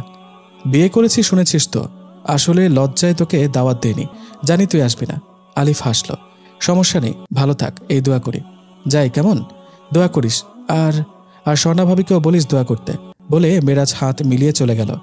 নামাজ সেরে এসে দেখলো মিমি ওর জন্য ভাত বেড়ে বসে আছে, খুব সুন্দর করে সেজেছে। মেরাজ বলল, এত সাজগোজ হঠাৎ? কোথাও যাবে নাকি? কেন? কোথাও গেলেই সাজতে হবে, ঘরে সাজা যায় না? না মানে। মেরাজ আর কথা বাড়ালো না। মিমি অভিমানাহত কণ্ঠে বলল, এজন্যই তো এত বিপত্তি। ঘরের বউ জামাইয়ের সামনে থাকে ফকিন্নি বুয়ার বেশে, আর বাইরে গেলে মারে ইয়া মানজা। তখন রাস্তার বেটারা ঘরের বউ রেখে পরের বউ দেখে, কারণ ঘরের বউ তো কাজের বুয়ার বেশে থাকে। বুঝেছি। পাকনামি রেখে এবার এক কাপ চা করে দাও। জি দিচ্ছি। আচ্ছা, আপনার আলমারিতে একটা দামি বাইনোকুলার দেখলাম, ওটা নিশ্চয়ই আপনার? মেরাজ মনে মনে একটু চমকে গেল। হ্যাঁ আমার। কেন? কি করেন দূরবীন দিয়ে? মহিলাদের সাথে টাঙ্কি মারেন নাকি? কি যে সব বলো না, আমি কি বাচ্চা ছেলে? আরে বাচ্চা ছেলের চেয়ে আধা বুড়াগুলাই বেশি খাটাস টাইপের হয়। খবরদার এসব যেন না দেখি, নইলে কিন্তু খবর আছে। খাবারে ইঁদুর মারা বিষ মিশিয়ে দেব, টেরও পাবেন না। চেটেপুটে খেয়ে ঘুমিয়ে পড়বেন, তারপর সব শেষ, বলে নিজের গলায় ছুরি চালানোর স্টাইলে নিজের হাত দিয়ে ইশারা করে দেখালো। সবসময় এই টাইপের কথা না বললে হয় না? আমাকে কখনো দেখেছো এসব করতে? না, তা তো দেখিনি। আমল বাবুতা, বলে মেরাজের গালটা জোরে টেনে চুমু খেল মিমি। মেরাজের কাছে মিমির ভয়ঙ্কর ধরনের কথাগুলো ছাড়া বাকি সব ভালোই লাগে। ওর আদর যত্ন ও খুব উপভোগ করে। কেবল কথা বললেই মজাটা শেষ হয়ে যায়। আহা, ও বোবা হলে কতই না ভালো হতো, ভাবল মেরাজ। এছাড়া ওর সবই ভালো, জীবনের আনন্দ খুঁজে পাচ্ছে মেরাজ। মিমি রাগী কিংবা পাঁজি যাই হোক না কেন, মেরাজের প্রতিটা প্রয়োজনের দিকে কড়া দৃষ্টি তার। সময় মতো নাস্তা, খাবার, গোসল, ঔষধ আরও যা যা আছে সব দিকে কড়া নজর তার। কে না চায় এমন কেয়ারিং জীবনসঙ্গী? মেরাজ ঘরে যেতেই মায়ের ফোন এলো। বিশেষ দরকারে মেরাজের বিয়ের 2 দিন পরেই তিনি গ্রামে চলে গিয়েছিলেন। জমিজমা নিয়ে কিসব ঝামেলা, এখনও আসতে পারবেন না সেটাই জানালেন। তিনি নিশ্চিন্ত স্বরে বললেন, মিমি তোকে দেখে শুনে রাখবে জানি, তাই তো নিশ্চিন্তে গ্রামে থাকতে পেরেছি। মেরাজ চারপাশে তাকিয়ে মিমি আছে কিনা দেখে নিয়ে আস্তে করে বলল, তোমার সাথে জরুরি কিছু কথা আছে, বলার সুযোগই পাচ্ছি না। হুট করে গ্রামে দৌড় দিলে জরুরি কথাটাই তো বলা হলো না। এত জরুরি আবার কি কথা? সব ঠিক আছে তো? কথা আর কি, তোমার ডাকাত ভাস্তিরে যে আমার গলায় ঝুলিয়ে দিয়েছ, সে যে একজন দাগী আসামি, তাকে তুমি জানতে না? জেনে শুনে তুমি? এই তুই কি বলিস না বলিস? রাজিয়া ধমক দিলেন। ঠিকই বলেছি, ও ওর প্রথম স্বামীকে হত্যা করেছে, খোঁজ নিলে জানবে। মা ওপাশে চুপ। মেরাজ হ্যালো হ্যালো করলে মা বলল, আমি বুঝতে পারছি না তোর কানে এসব কথা কে লাগালো? আরে ওর তো বিয়েই হয়নি, তোর স্বামীকে মারবে কেন? ও হ্যাঁ বুঝেছি, হ্যাঁ এটা ঠিক যে ওর এক জায়গায় বিয়ে ঠিক হয়েছিল, আংটিও বদল হয়েছিল। তারপর একদিন ওই ছেলেটাকে কোনো এক মেয়ের সাথে দেখে ফেলে, এরপর খুব স্যান্ডেল পেটা করেছিল, ব্যাস তারপর বিয়ে ভেঙে যায়। খুন করার খবর তুই কই পেলি? মেরাজের বিস্ময় সপ্তমে চলল। ও অবিবাহিতা? মা তুমি ঠিক জানো? হ্যাঁ, আমার ভাতিজি আর আমি জানবো না? তুই কারো কথায় কান দিস না বাপ, মেয়েটা চঞ্চল কিন্তু খুব ভালো রে। হো আচ্ছা, মা রাখি, মেরাজ বলল। মেরাজ ফোন রেখে হতভম্ব হয়ে বসে রইল কিছুক্ষণ।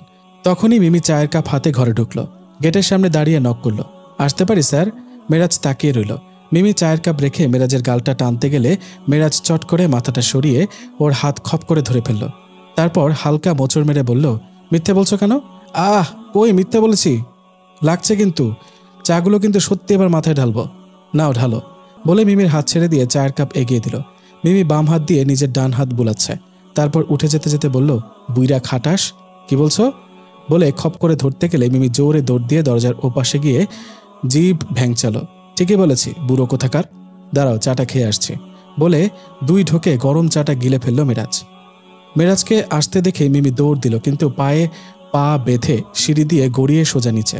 মেরাজ হতভম্ব হয়ে কয়েক সেকেন্ড দাঁড়িয়ে রইল, তারপর পাগলের মতো সিঁড়ি বেয়ে নামলো। চিৎকার করে ড্রাইভারকে ডাকলো। মিমিকে পাঁজা কোলা করে কোলে নিয়ে দেখলো ও সেন্সলেস হয়ে গেছে। কিভাবে হাসপাতালে এলো মেরাজ বলতে পারবে না। চিৎকার করে ডাক্তার নার্সদেরকে ডেকে একত্র করলো। মেরাজ নিজেও জানে না ও উদ্ভ্রান্তের মতো করছে। মিমিকে স্ট্রেচারে শুইয়ে দ্রুত ইমার্জেন্সিতে নেওয়া হলো। মেরাজ ওর হাতটা ধরে পাশে হাঁটছিল। ছেড়ে দেবার আগ মুহূর্তে কেবল বলতে পারলো, আমাকে ছেড়ে যেও না প্লিজ।